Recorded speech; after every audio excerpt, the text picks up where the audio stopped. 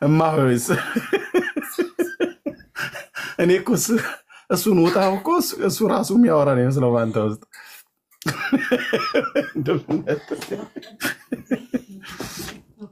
አይላፍ በጣም ነው የምንወደው ወንድማችን እንኳንም በጌታ ወንድማችን ሆነ መጋቢ በጋሻው እግዚአብሔር ዘመኑን ዘሩን አገልግሎት ዘመኑን ይባርክለት ቅዱስዬ ተባረክ ለእግዚአብሔር ክብር ይሁን ወገኖች ጸጋ ይብዛላችሁ ቅዱሴ በመንፈሳዊ ህይወቱ ያሳደገው ወንድሙ ነው ደግሞም እንደው በጌታ ልጁ ነው ማለት ይችላልው እና ለእግዚአብሔር ክብር ይሁን አገልግሎቱንም ስብከቱንም እየሰማ ማደግ ብቻ ሳይሆን አብሮት የነበረ ወንድም መሆኑን ራሱ ከመጋቢ አፍራሱ ሰምቻለሁና ለእግዚአብሔር ክብር ይሁን ጌታ ዘመኑን ይባርክ ብላችሁ እሺ ወንድምነት ቀጥሉ እህታችን ብሩኬ ብሎክ ተደርጎ ነው እንዴ ወይስ ምንድነው ያው ጠፍቷል ቅዱስ ያውራት ማንች እሺ ኤሉይ እንዴት ነሽ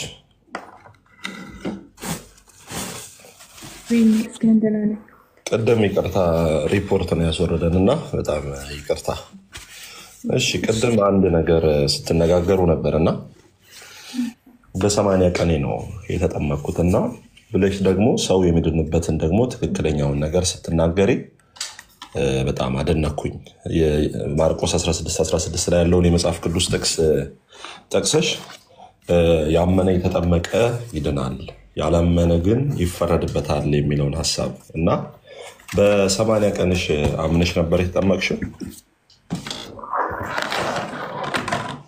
ያው ቅዱሴ ቅድም ለወንድሜ ለብሩክም ያስረዳውት ነበረ ሰው በ80 ቀኑ ህፃን ልጅ ነው ምንድነው የሚያምነው ማመን ማለት እኮ የእግዚአብሔርን ቃል በአፉ መመስከር ስለ ክርስቶስ መናገር ማወቅ ነው እንጂ ሌላ አይደለም ጥሪ ትርጉሙ ስለዚህ በ80 ቀኔ አላመንኩም ግን መጽሐፍ ቅዱስ ላይ ያሉትን ነገሮች አድርጌያለሁ ተጠምቄያለሁ ከዛ በኋላ የስጋው ደሙ ተካፋይ ሆኛለሁ ስጋው ደሙን ተቀብያለሁ የዘላለም ህይወት አግኝቻለሁ ማለት ነው አው ግን ቀደም ስትገቢ ድንገት ካስተዋልሽ ኤሉይ ከቀጥተኛና የመጽሐፍ ቅዱሳዊ ከሆነችው ከኦርቶዶክስ መጣዋልሽ መጽሐፉ ደግሞ የማርቆስ 16:16ን ላንብበው እና አንቺ አሁን የዘላለም ህይወት አለኝ ያልሽ ነው እንዳላመንሽ ደግሞ የእግዚአብሔር ቃል ይናገራል አሁን ያመነ የተጠመቀም ይላል ያመነ ከዛ በኋላ ምን ይላል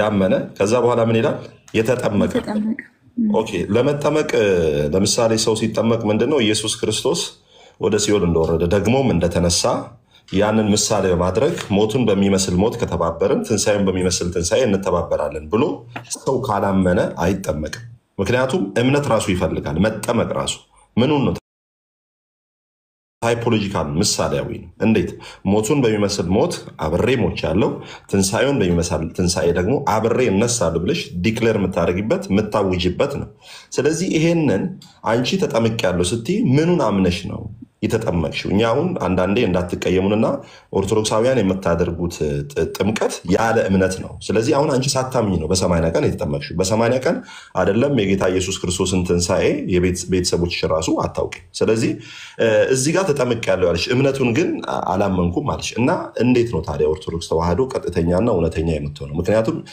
የሳታችሁት እዚህ ጋር እምነት የሚባለው ነገር አለ ያላመነ ሰው እንዴት ይጠመቃል በደንብ ስሚ እዛ ጋር ምን እንደሚል ስሚ ያመነ ይጠመቀም ይድናል ይልና ከዛ በኋላ ምን ይላል ያላመነ ግን ያልተጠመቀ ይላል ያላመነ ግን ምን ማመን አለበት ሰው መጠመቅ ብቻ አይደለም ያመነ የተጠመቀ ይድናል ይልና ከዛ በኋላ ምን ይላል ያላመነ ግን ይፈረድበታል አንቺ አሁን አላመንሽም አይደለ በ80 ቀንሽ ተፈርዶብሻል ለዛ ነው ወደ ዘላለም ህይወት ነው ጌታን ወደ ማወቅ ነው የምንለው አሁን አንቺ አላመንሽም ጥያቄ በነገራችን ላይ ቅድም ከብሩክ ጋር ታንበት እኮ እንደውም ጥያቄ አንስቼለት ነበረ ከሰማኸኝ እናንተ ጋር ህፃናቶች ቆይ ላስረዳክ እናንተ ጋር ህፃናቶች እንዴት ነው የሚሆኑት ስለው እስከሚያውቁ ድረስ በክርስቶስ አልተጠመቁ አለ በክርስቶስ አይደሉምና ልክ ሲያውቁ ነው ወደ ክርስቶስ የሚጨመሩት ሲያምኑ ነው አለኝ እኔ እኮ ስለ መጽሐፍ ቅዱስ የለም ነው ያለው ገብቷል ከዛ በኋላ ምንድነው ያስረዳውት መሰለህ አዳምጠኛ ነው ያዳምጫለሁ አይደለም ቆይ አንዴ እኔ አዳምጬሃለሁ እስካሁንና ላስረዳሽ ፖይንት ላይ የጠየኩሽን መልሽ። የጠየኩሽን አሁን ስለኛ ህፃናት አይደለም ጥያቄው፣ ስላንቺ የዘላለም ህይወት ነው። ገና አንቺ ልመልስልህ እኮ ቅድም ደጋግሜ ስላወራሁት እኮ ነው። አሁን ድጋሜ አንዴ ተሰልኝ አንዴ ሉይ እኔ የጠየኩት ስለኛ ህፃናት አይደለም። የኛን ህፃናት በኋላ እናወራበታለን፣ በቂ መልስ ስላለኝ ማለት ነው። አሁን አንቺ ሳታምኚ ነው የተጠመቅሽው።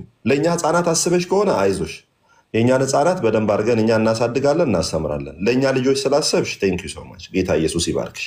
አንቺ እኮ አልዳንሽም፣ ገና ለኛ ህፃናት የምታስቢው አልዳንሽም። አንቺ እኮ ሊትራሊ ሜት አምነሽ ተቀመጥሽ በ80 ቀንሽ እኮ እየነገርኩን። አንደኛ ቃሉን አከበርኩኝ፣ ከዛ በኋላ ቅድም እያስረዳሁት ነበር። ቃሉን አላከበርሽም። አልቲሜት ፓወር ያላቸው አባቶች አሉን። አልቲሜት ፓወር ማለት ትልቅ አባቶች መጽሐፍ ቅዱስን የሰጡን አባቶች አሉና እነሱ የሚሰጥ እናንተ የማታምኗቸው እኛ ግን ኦርቶዶክሶች ያምናምንባቸው አባቶች አሉን። ከመጽሐፍ ቅዱስን የሰጡን አባቶች አሉ። ስለዚህ ያመነ የተጠመቀ ይድናል የሚል ቃል አለ። ማመን ግን በህፃንነት አይቻልም። ይሄንን እኮ ኮመንት ተማምነናል ከብሩኬ ጋር ቀደም። እኔም እሱም በልጅነት ማመን አይቻልም ብሎኛል። ስለዛ መጠመቅ ግን ይቻላል በልጅነት ተጠመቅን። ከዛ በኋላ ምን ይላል? አለማመን አንዴ ስጋው ደሙን የበላ የዘላለም ህይወት ይኖረዋል። ተጠምቀን ወደ ምድር እንሄድ ነው። ስጋው ደሙን እንቀበላለን። ኦርቶዶክስ ላይ ምንድነው መሰለህ? ተጠምቆ ወደ ስጋው ደሙ ነው የሚሄደው። እናንተ ጋር ግን ገና የሚጠመቀው መቼ ነው? ሰው ካደገ በኋላ ነው። እስከሚያድግ ድረስ ግን በየትኛውም መንገድ ከክርስቶስ ጋር ህብረት አያደርግም ማለት ነው። ነን ስቶፕ እንዳትሆኝ። አዎ አይ አላዳምጥ ስላልከኝ ነው እያወራሁ ያለሁት። እኔ ስጋውና ደሙን አልጠየቅኩሽም። አሁን አንቺ ሰው ሳያምን ይጠመቃል የሚል ማስረጃ አለሽ? ሰው ሳያምን እንዲጠመቅ የሚያዝ የመጽሐፍ ቅዱስ ማስረጃ አለሽ? እሱ ብቻ ካልሆነ ከቀኖና መጽሐፍትም ከእናንተም ከ80 ያህሉን ማምጣት ትችላለሽ። ሰው ሳያምን መጠመቅ አለበት የሚል እስቲ አምጪ። እያስረዳሁ ነበርና ያው ሳወራ አረፊ ትለኛለህና አንዳንድ ጊዜ መከራከር አልችልም። እኔ እኮ እየነገርኩህ እኮ ነው። ለመጨረሻ ጊዜ ልጠይቅሽና እኔ ሚት አደርጋለሁ። ጌታ በሚያውቀው ማስረጃው ብቻ ጥቅሷን ስጪኝና እኔ ሀሳብ በደንብ እኔ ወርዳለሁ። ሚት ሳታደርገኝ ወርዳለሁ። ችግር የለውም። ቅዱስ ከአንተ ጋር መግባባት አልችልም። ሲጀመርም ስርዓት አልነበረህም ቅድምም። ስለዚህ እኔ ከአንተ ጋር ማውራትም አልችልም። አይዞሽ ሄሉ፣ አሁን በማስረጃ ስጠይቅሽ ነው። እኔ ምን አልኩ? አይ ሚት አደርግሻለሁ አልክ አድርገኝ። እኔ እኮ መውጣት እችላለሁ። ችግር የለውም አላልኩም። እኔና አላልኩም። ድንገት ተሳስተሽ ነው። አላልኩም። ያላመነ እንዲጠመቅ የሚያዝ የመጽሐፍ ቅዱስ ማስረጃ አለሽ እኮ እየነገርኩኝ። ያላመነ ሳይሆን ያመነ ይጠመቀ ይድናል፣ ያላመነ ግን ይፈረድበታል ይላል አይደለ? አንድ የሚያስተማመነን ነገር እኔንም እናንተ ማስረጃ የመጽሐፍ ቅዱስ ማስረጃ ሰው ሳያምን እንደሚጠመቅ የተጠመቀ ይድናል በአብ በወልድ በመንፈስ ቅዱስ ስም አጥምቋቸው የሚል አለ። ያመነ አይደል? የተጠመቀም ይድናል። ከሁለት አንዱ ኤንድ ነው የሚለው በነገራችን ላይ። አንቺ አላመንሽም። ያድጋምኛለሁ እንጂ በ80 ቀንሽ ምንድን ነው? እኔ ምን አውቃለሁ? እሱን አባቶችሽን ነው የምጠይቀው በቤተ እምነት። አይ አንተ መልስልኝ። እናንተ ጋር እኔ እህትህ ነኝ አይደለ? እኔ እህትህ ነኝ። አይ አልሆንሽም፣ ገና እህቴ አልሆንሽም። እህቴ የምትሆኚው በክርስቶስ ኢየሱስ ስታምኚ ነው። ኦኬ እኔ ግን ወንድሜ ነህ ብዬ ነው የማስበው። ወንድምህ ካለ አይደለሽም። አንዴ ያመነ የተጠመቀ ይድናል የሚለውን ሳታምኚ ነው የተጠመቅሽው እና ሰው ሳያምን ተጠምቆ ይድናል የሚል ማስረጃ ስጪኝ። አንተ እንዴት ነው ከክርስቶስ ጋር ህብረት ያደረከው? መልስልኝ። እባክሽ ስለኔ ስላንቺ ነው የጠየቅኩሽ። ያመነ የተጠመቀማ ማስረጃውን እኮ እየነገርኩህ ነው። ቃሉን እኮ ተስማምተንበታል። ሳታምኚ ነው የተጠመቅሽው። ሰው ሳያምን ይጠመቃል የሚል ማስረጃ። ለምንድን ነው አንድ ነገር ላይ ችክ የምትለው? ቅዱስ አንድ ነገር ላይ ችክ የምትለው?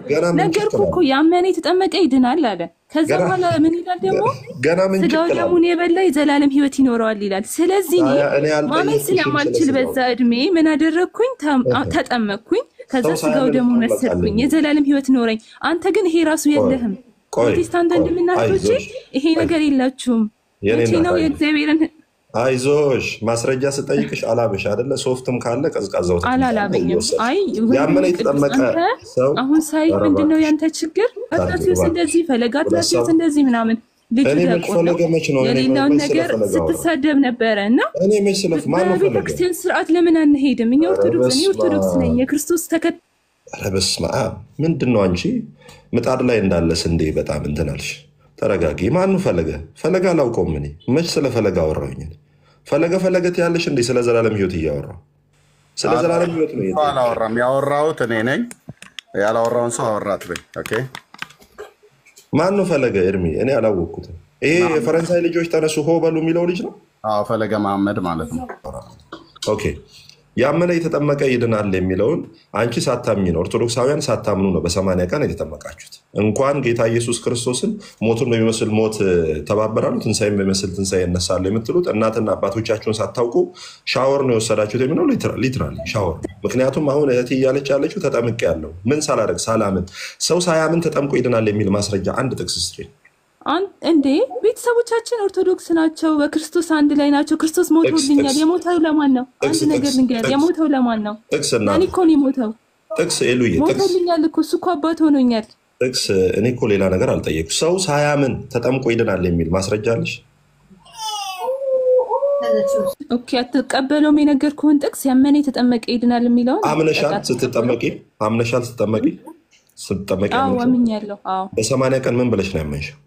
ቤተሰቦቼ ኦርቶዶክስ ስለነበሩ ክርስቶስን ይቀበሉ ስለነበረ በእነሱ እምነት ሄጃለሁ። ስለ እኔ ቤተሰብ አምኖ እኔ ተጠምቄ እዚህ ያላችሁ ፕሮቴስታንቶች ግን እንድታዩት የምፈልገው ነገር ወንድሜ ቅዱስ እየመለሰ ሳይሆን እኔን እያፋጠጠ ኦር ደግሞ ሌላ ነገር እያደረገ የእውነት አይደለም። ጥያቄን መልስልኝ። አንተ ከክርስቶስ ጋር እንዴት ህብረት አደረግ? እኔ ላይ ነው። እኔ ስለ እኔ በኋላ መለሰ። አንቺ ገና እኮ ያስፈልግሻል፣ ህይወት ያስፈልግሻል። ወንድሜ ብሩክ ቢኖር ጥሩ ነበር እዚህ ጋር። ብሩክ ምን እንዳለ ታውቃለህ? እኛ ስናድግ ነው የምናምነው። መጽሐፍ ቅዱስ ላይ የሌላ እንጠቀም ማለት ነው። በክርስቶስ ህብረት አልነበርን ነው ያለው። አንተ ግን በውሸት እየሸፋፈንክ ያለው ነገር አለ። ሲጀምር ልመልስልሽ፣ እምነት ከመስማት ነው አይደለም? ምን ሰምተሽ አመንሽ በ80 ቀን? ይሄንን እኮ ነው የመለስኩልህ ነው። ማመን ማለት መናገር መተግበር ነው ብያለሁ እኮ። ማመን ምን ሰምተሽ አመንሽ? ካልሰሙ እንዴት ያምናሉ ይላል መጽሐፍ ቅዱስ ሮሜ ምዕራፍ 10 ላይ። ምን ሰምተሽ ነው ያመንሽው? ወንድሜ ቅዱስ ምንድን ነው ያልኩህ? ግን እኔ መጽሐፉ ምን እንደሚል ስም ይኸውልሽ፣ ፖዚቲቭ ማይንድ ሆነ ለምን አሰማኝ? ድምጼ ድንገት ወፍራም ስለሆነ እየተናደድኩ ምናምን እንዳይመስልሽ። ድምጼ ፖዚቲቭሊ ለምን በቅንነት አሰማኝ? ምን የማወራው ቅንነት ማለት እንደ እግዚአብሔር ቃል መሄድ ማለት ነው። መጽሐፍ ቅዱስ ሲናገር እንዲህ ይላል።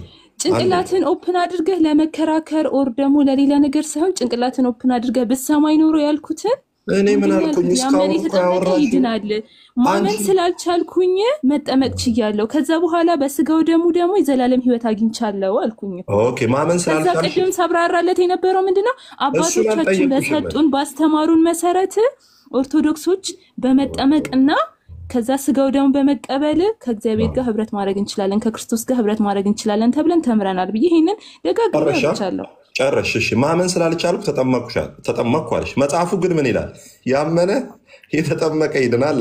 አንቺ ደግሞ ምን አለሽ? ማመን ስላልቻልኩ ተጠመቅኩ፣ ማመን ስላልቻልኩ ተጠምቄ እድናለሁ የሚል መጽሐፍ ቅዱስ አንድ ጥቅስ ብቻ ስጭኝና ጌታን እኔ ሚውት አደርጋለሁ። ይኸው ከዛ ኤርሚዬ ያወራሻል። እንዴት ደግሞ ዛሬ ሞገሳሙ ነው እንደመጣ። እሺ ቀጥታ ሰው ሳያምን ተጠምቆ ይድናል የሚል አንድ ጥቅስ ብቻ። ጥቅስ አንድ ነገር ልንገር። ያመነ የተጠመቀ ይድናል የሚለው ቃል ይኸው ጥቅስ እና ጥብስ ልበል እንዴ? ጥቅስ ፈልጌ እኮ ነው ያለሁት እዚህ። መጽሐፍ ቅዱሳዊ ማስረጃ ፈልጌ እኮ ነው። ያመነ የተጠመቀ ይድናል አልኩህ እኮ። አላመንኩም ብለሻል አንቺ። ሳላምን የተጠመቅኩት ብለሻል። ስለዚህ አላመንኩም። ከዛ ደግሞ ሳስረዳህ ምን አልኩኝ? በመጠመቅና ስጋው ደግሞ በመቀበል የዘላለም ሕይወት እንዳገኝ አባቶች ቀኑና ዶግማ የሚባል አለ በኛ ከክርስቶስ ጋር ህብረት እንዳደርግ አልቲሜት ፓወር ያላቸው አባቶች አስቀምጠውልኛል አልኩኝ።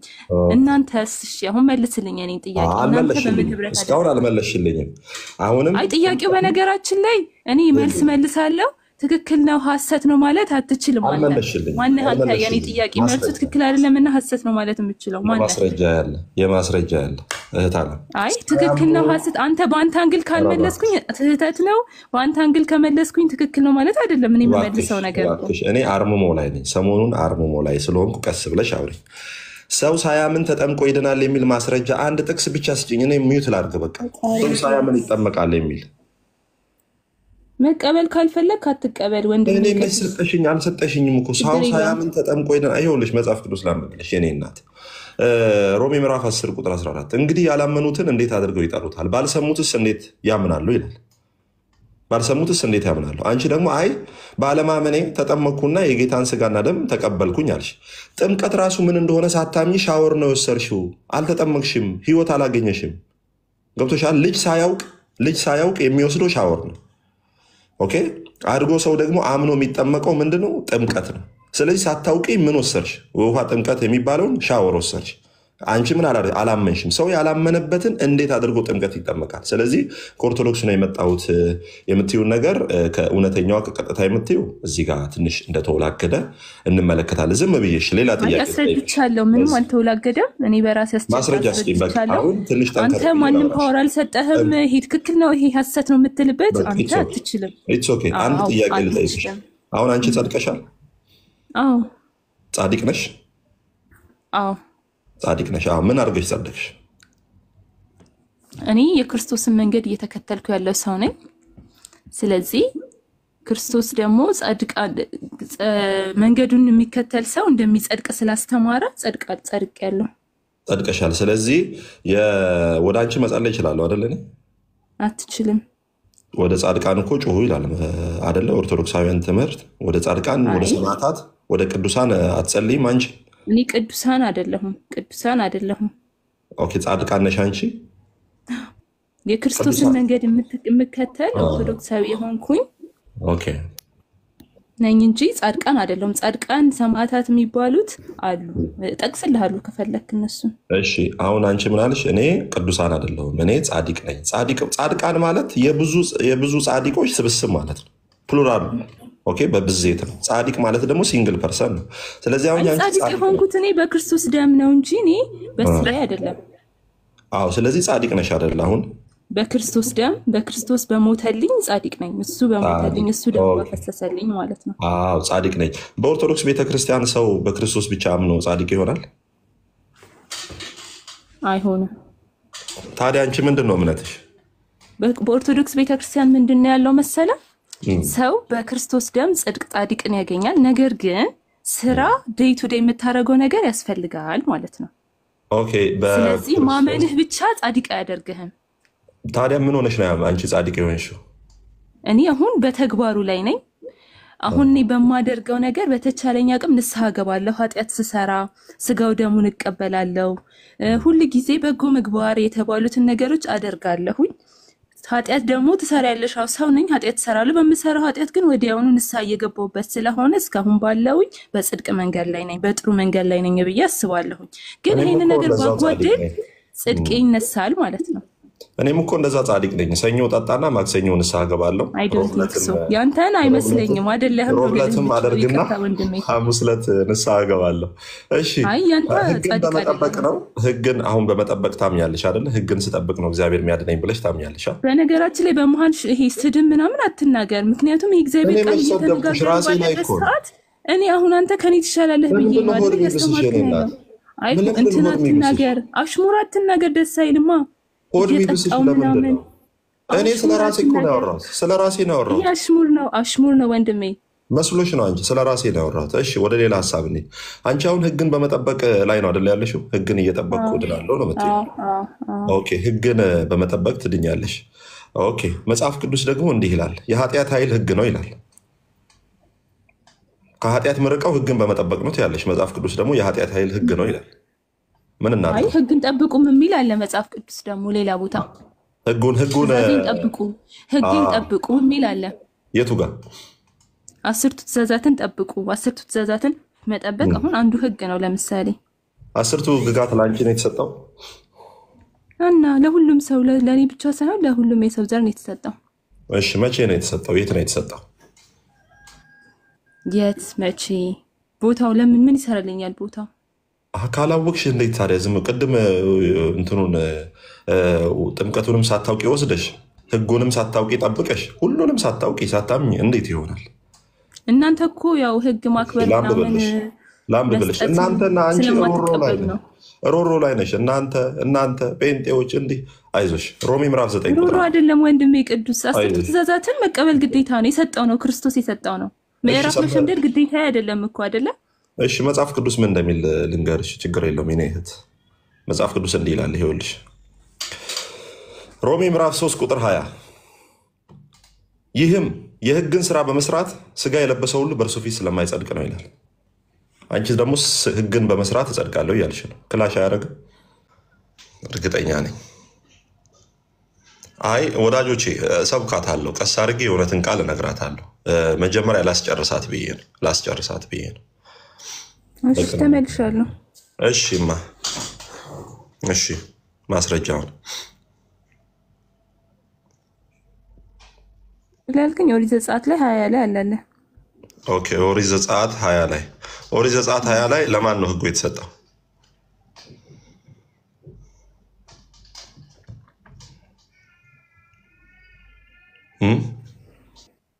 ለሁሉም ሰው ለእስራኤል ነው የተሰጠው። ለሁሉም ሰው የሚል እስቲ ማስረጃ። በነገራችን ላይ መጽሐፍ ቅዱስ ሲሰጥ እስራኤል አሁን እናንተ ብዙ ጊዜ የምትሸወዱበት ነገር እናት ሲል ህግ ነው አይደለም። አይ ለከሌ እናታችሁ ሲል ለሁሉም ሰው እንደሚሰጥ ደግሞ ማመን አለባችሁ። ይሄው ማስረጃ ላውጣ። እኔ ዝም ብዬ አላወራም፣ ጌታ በሚያውቀው። ይሄውልሽ አንዴ ራሴን በትልቁ ላርግና ታፕታፕ ታደርጋላችሁ። ቆይ አንዴ ራሴን በትልቁ አንዴ ላርግና እኔ ምንም ለማስረጃ አላወራም የኔ እናት። ይሄው አይ እኔም በማስረጃ ነው ነገርኩ። እሺ ይሄው የኔ እናት ጌታን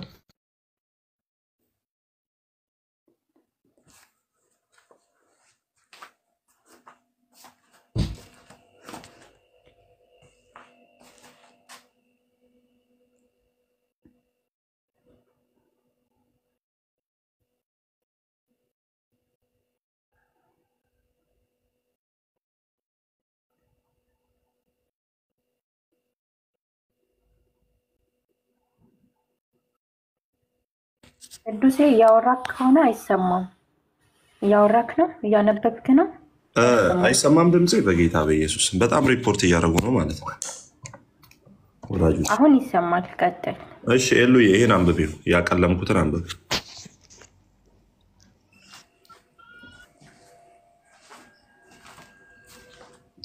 ኤሉዬ አንብቢው። ይኸው እያነበብኩት ነው። እንዲሰማ አድርገሽ አንብቢው። እነርሱ እስራኤላውያን ናቸውና ልጅነትና ክብር ኪዳንም የሕግም መሰጠት የመቅደስም ስርዓት መሰጠት የመቅደስም ስርዓት የተስፋውም ቃላት ለእነርሱ ናቸውና። ሕግ ለማን ነው? ስለዚህ ለእስራኤል ብቻ ነው የተሰጠው፣ እኛ እንቀበልም ነው ፖይንቱ። ይኸው እኔ ምን አልኩኝ? መጽሐፉ እኮ ነው የሚለው። ምን ይላል መጽሐፉ? አይ አይደለም። እኔ እኮ ባይዘዌ በጣም የምጠነቀቀው ለምን እንደሆነ ታውቂያለሽ? በእግዚአብሔር ቃል ላይ ላለመጨመር። እኔን አሁን እርሽኝ፣ መጽሐፉን ደግፊው ማለት መጽሐፉ ትክክል ይሁን፣ እኔን ተይኝ።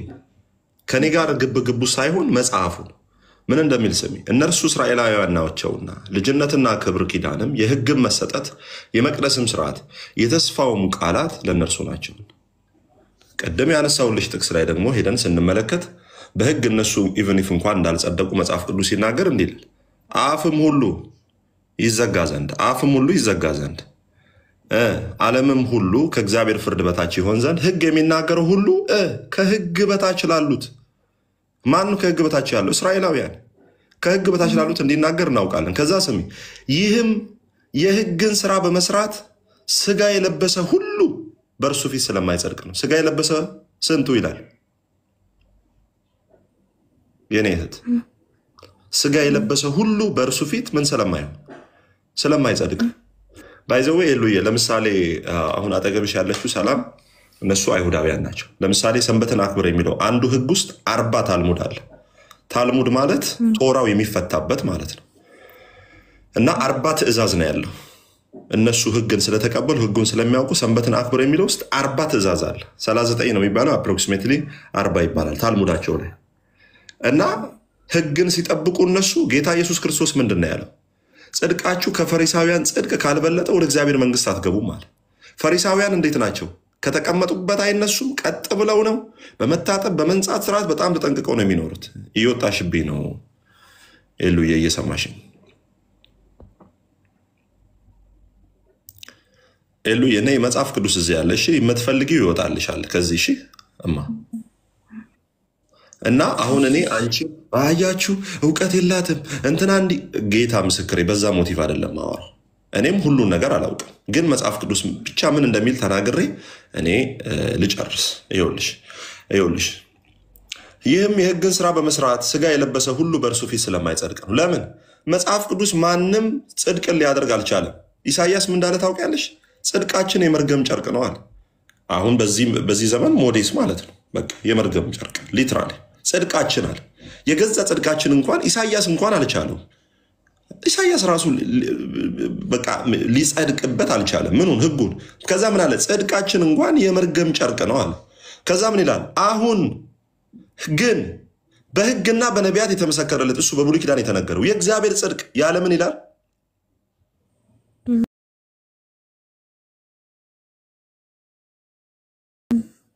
አንብብችን ኤሉ ያለ ባይዘዌ እኔ የነገርኩሽን ዝም ብለሽ ቤት ሄደሽ አጥኚው። አንቺን ልናሳምን ምናምን አይደለም። አንቺ የራስሽ የምታገናዝቢበት አቅም አለሽ። አንቺ የምትነግርኝን እኔ እንትን ለማለት ሁሉን የመቀበል ግዴታ የለብኝ። ግን ይሄ የምንነግርሽን ነገር እውነት ነው ውሸት ነው ብለሽ ራስሽ ሄደሽ ስቴዲ እንድታደርጊ፣ አንቺን ለማስጨነቅ አይደለም። አሁን ግን በህግና በነቢያት የተመሰከረለት ይልና የእግዚአብሔር ጽድቅ፣ ከዛስ ያለ ህግ። ጽድቁ እንዴት ነው የተገለጠው? ያለ ህግ ነው የተገለጠው። ከዛ ምን ይላል? እርሱም ለሚያምኑ ሁሉ የሆነ ለስንቱ? ለሚያምኑ ሁሉ። ከዛስ በኢየሱስ ክርስቶስ በማመን የሚገኘው የእግዚአብሔር ጽድቅ ነው። በምን? የእግዚአብሔር ጽድቅ ነው። ከዛስ ልዩነት የለምና ሁሉ ኃጢአትን ሰርተዋልና፣ ሁሉ ማንም ከአዳም ጀምሮ ሁሉ ኃጢአትን ሰርተዋልና የእግዚአብሔርን ክብር ጎድሏቸዋል። እንኳን አንቺ እሺ፣ አንድ ሰው ወይ ሁለት ሰው ማንም የሚወርድልኝ እንግዳ ለማስገባት ኦርቶዶክሳውያንን ለማስገባት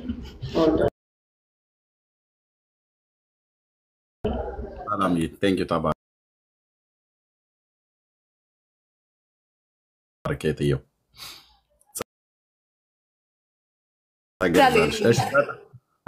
አሁን ድረስ ሪፖርቱ በጣም አለ ወገኖች።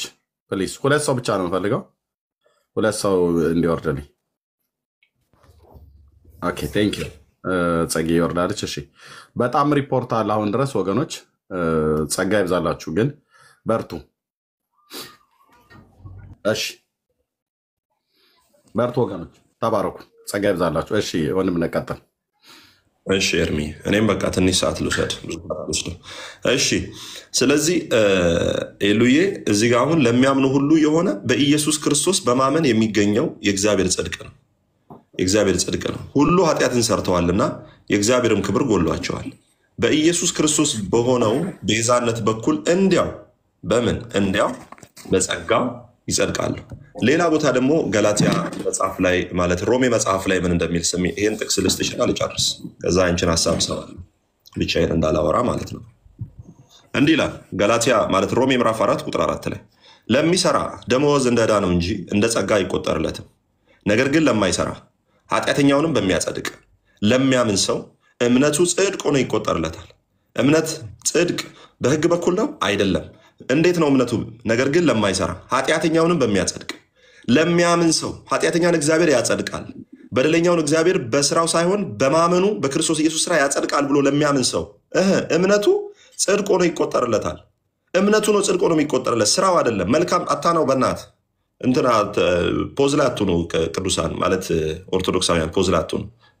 በጣም ከይቅርታ ጋር በጣም ሪፖርት እያደረጉብን ስለሆነ። ነገር ግን ለማይሰራ ኃጢአተኛውንም በሚያጸድቅ ለሚያምን ሰው እምነቱ ምን ሆኖ ይቆጠርለታል? እምነቱ ጽድቅ ሆኖ ይቆጠርለታል። መልካም ስራው ነው አይደለም። ከዛ እንዲህ ይላል። እንደዚህ ዳዊት ደግሞ በትንቢት መንፈስ ሆኖ በመንፈስ ቅዱስ በትንቢት መንፈስ ሆኖ ዳዊት በብሉይ ኪዳን እንዲህ አለ።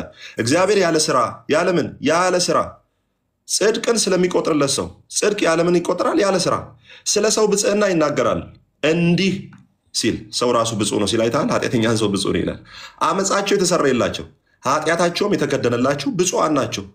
ጌታ ኃጢአቱን የማይቆጥርበት ሰው ብፁዕ ነው።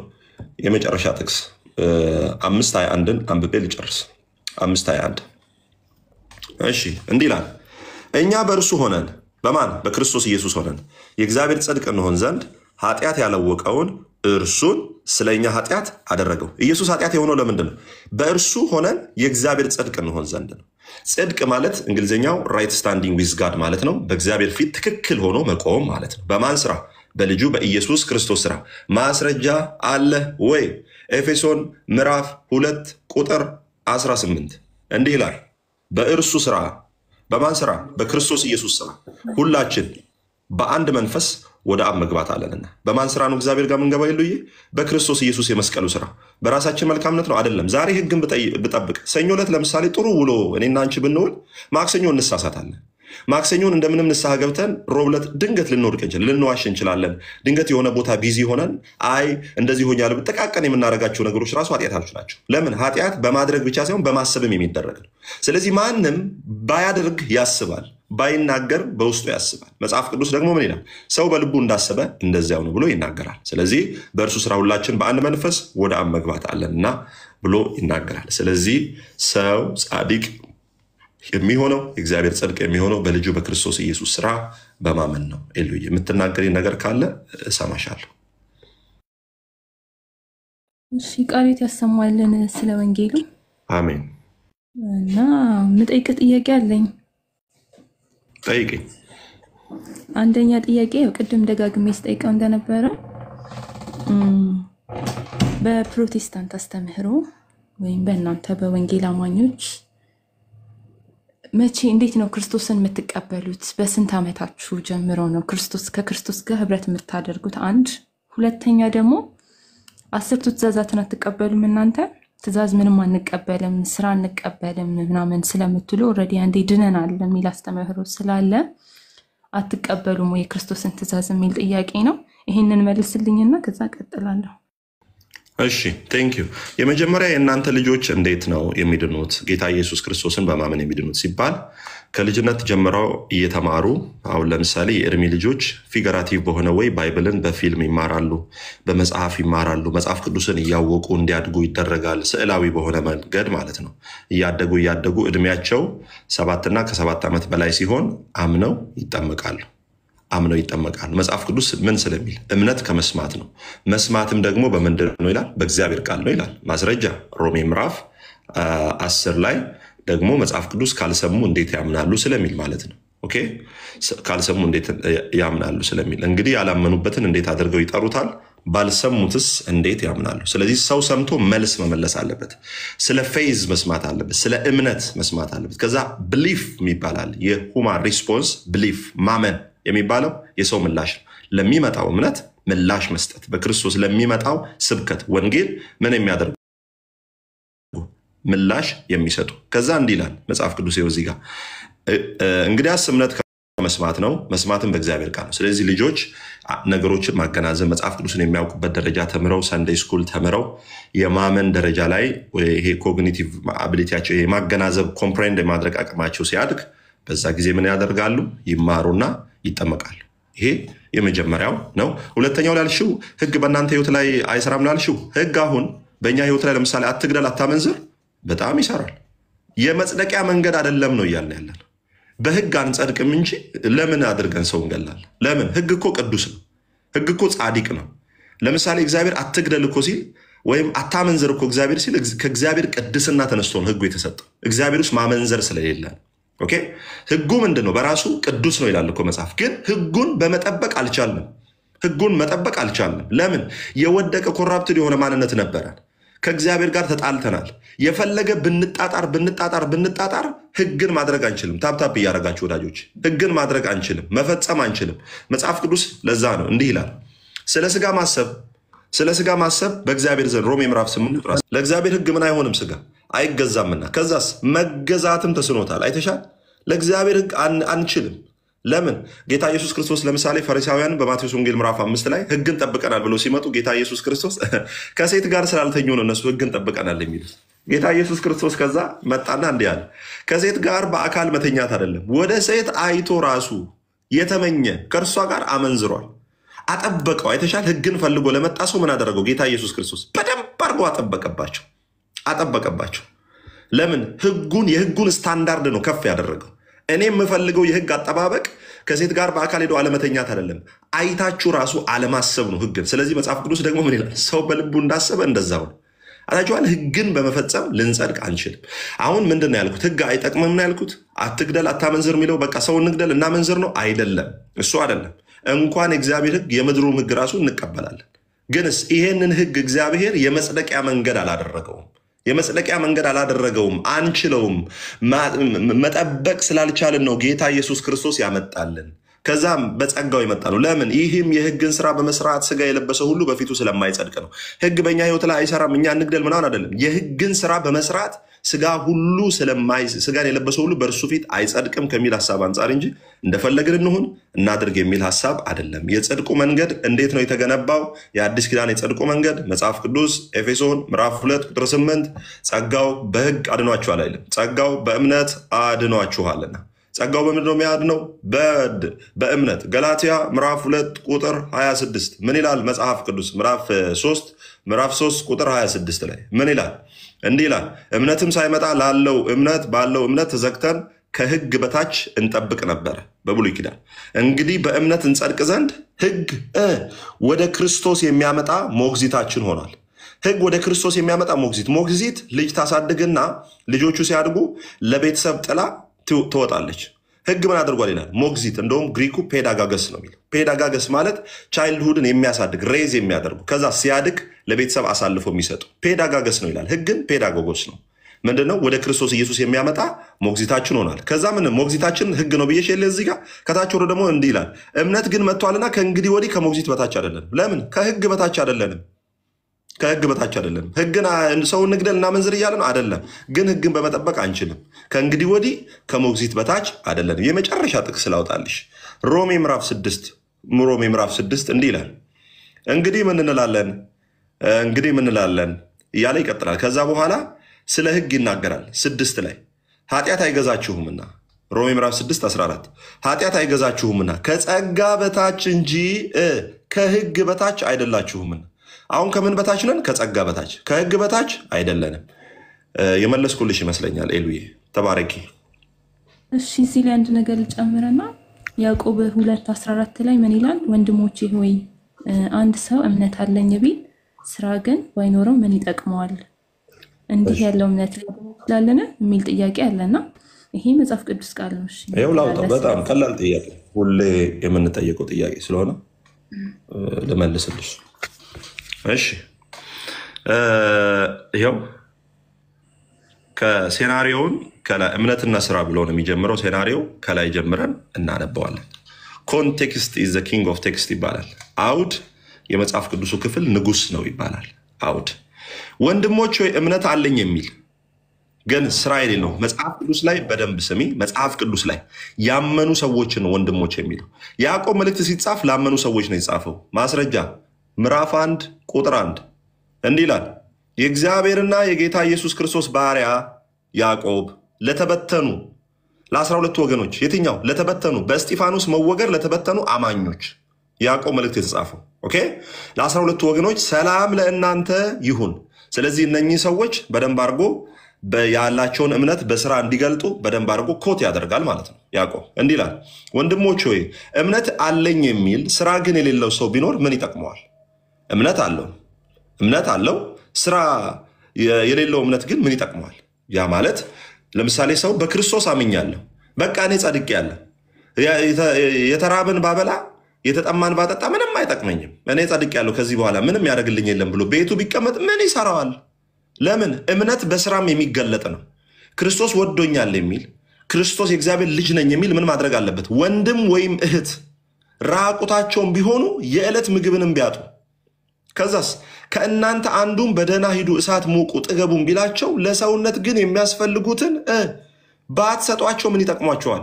አምኛለሁ ብላችሁ አንድ ሰው ተርቦ ቢመጣ ሄደ እሳት ሙቅ አይባልም። ስለዚህ ምንድን ነው? እምነታችሁን በስራ ግለጡት። ያመናችሁበት እምነት መጽሐፍ ቅዱስ ምን ይላል? በክርስቶስ ኢየሱስ ፍቅር የሚሰራ እምነት ይላል መጽሐፍ ቅዱስ። በፍቅር የሚሰራ እምነት ነው ይላል። በፍቅር የሚሰራ እምነት ሲባል እምነቱ ስራ አለው። በክርስቶስ ያመነ ሰው የተራበን ሲያይ አልፎ አይሄድም።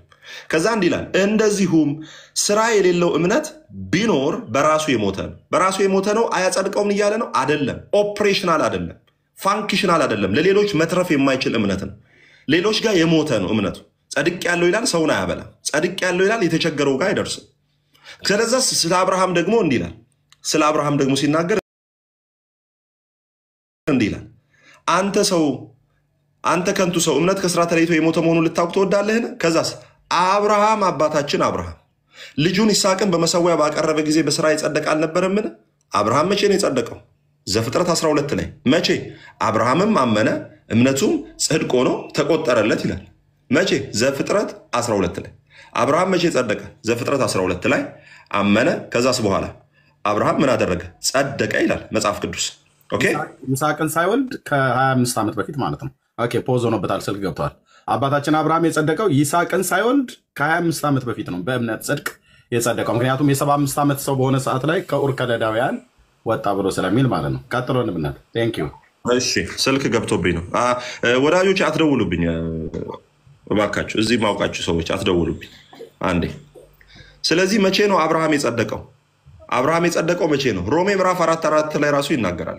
ጥቅስ እንዳላበዛብሽ ብዙ እንትን እንዳለብሽ ብዬ ነው እንጂ ሮሜ ምዕራፍ 4 ቁጥር 4 ላይ ማለት ከቁጥር 4 ወደ ታች ጀምሮ ኦኬ አብርሃም ማንን በማቅረብ ይስሐቅን በማቅረብ እንዳልጸደቀ እምነቱ ግን እንደሆነ ፕራክቲካል ሆነ ይላል።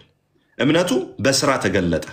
አብርሃም የጸደቀው መቼ ነው? ልክ እግዚአብሔር ሲጠራው ከኡር ከከለዳውያን ምድር ኦኬ ከአሕዛብ ምድር እግዚአብሔር ሲጠራው ዘርህን እንደ ሰማይ ከዋክብት ከዛስ እንደ ምድር አሸዋ አበዛልሃለሁ ብሎ ፕሮሚስ ያደረግለት አብርሃም አምኖ ሲወጣ ይላል መጽሐፍ ቅዱስ ምን ይላል? አብርሃም አመነ እምነቱም ጽድቅ ሆኖ ተቆጠረለት። ስለዚህ አብርሃም እምነቱን በስራ ገለጠው። አብርሃም ግን የጸደቀው ከ25 ዓመት በፊት ነው። በ100 ዓመቱ ነው የወለደው። በ75 ዓመቱ ነው እግዚአብሔር የተስፋ ቃል የገባለት። እሱንም ኪዳን አይደለም እንደው መሐላ ነው የገባለት እግዚአብሔር ራሱ ነው በመሐላው መካከል ያለፈው። ስለዚህ ሰናሪዮ ምንድን ነው የሚለው? ያመነ የጸደቀ ሰው ዝም ብሎ ምን ብቻ ማድረግ አይደለም፣ መቀመጥ ብቻ ሳይሆን ያመነ ሰው ደግሞ በስራ እምነቱ መገለጥ እንዳለበት። ከዛ እንዲላል በእምነት ብቻ ሳይሆን በስራ እንዲጸድቅ ታያውቃላችሁ። እንዴት? ያመነውን እምነት በስራ ዲክሌር አደረገው። ረዓብንም እኮ ይመለከታል እዚህ። ረዓብስ እንዴት ዳነች? ሰዎቹን ደብቃ ስትደብቅ ምን ብላ አምና ነው የደበቀችው? አምናለች እኮ። ምን ብላ አምና? ከእናንተ የተነሳ ልባችን ቀልጦብናል። ለምን? እስራኤልን ከነአን በገባችሁ ጊዜ አትርሱኝ እኮ ይዛችሁኝ ሂዱ። አምናለች። አምና ነው የደበቀችው። አምና ነው ሁለቱን ሰላዮች ቤቷ ያስቀመጠችው። መጀመሪያ ምን አድርጋለች? አምናለች። ሴናሪዮ አብርሃምና ረዓብን ሲያነሳ ከእምነት በኋላ ስላለው ስራ የሚናገር ሀሳብ ነው። እኛ በስራ እናምናለን። በምን አይነት ስራ? ክርስቶስ ኢየሱስን ካመን በኋላ መልካም ስራ እየሰራን ፍሬ በማፍራት እንኖራለን የሚል ሀሳብ ነው እህቴ።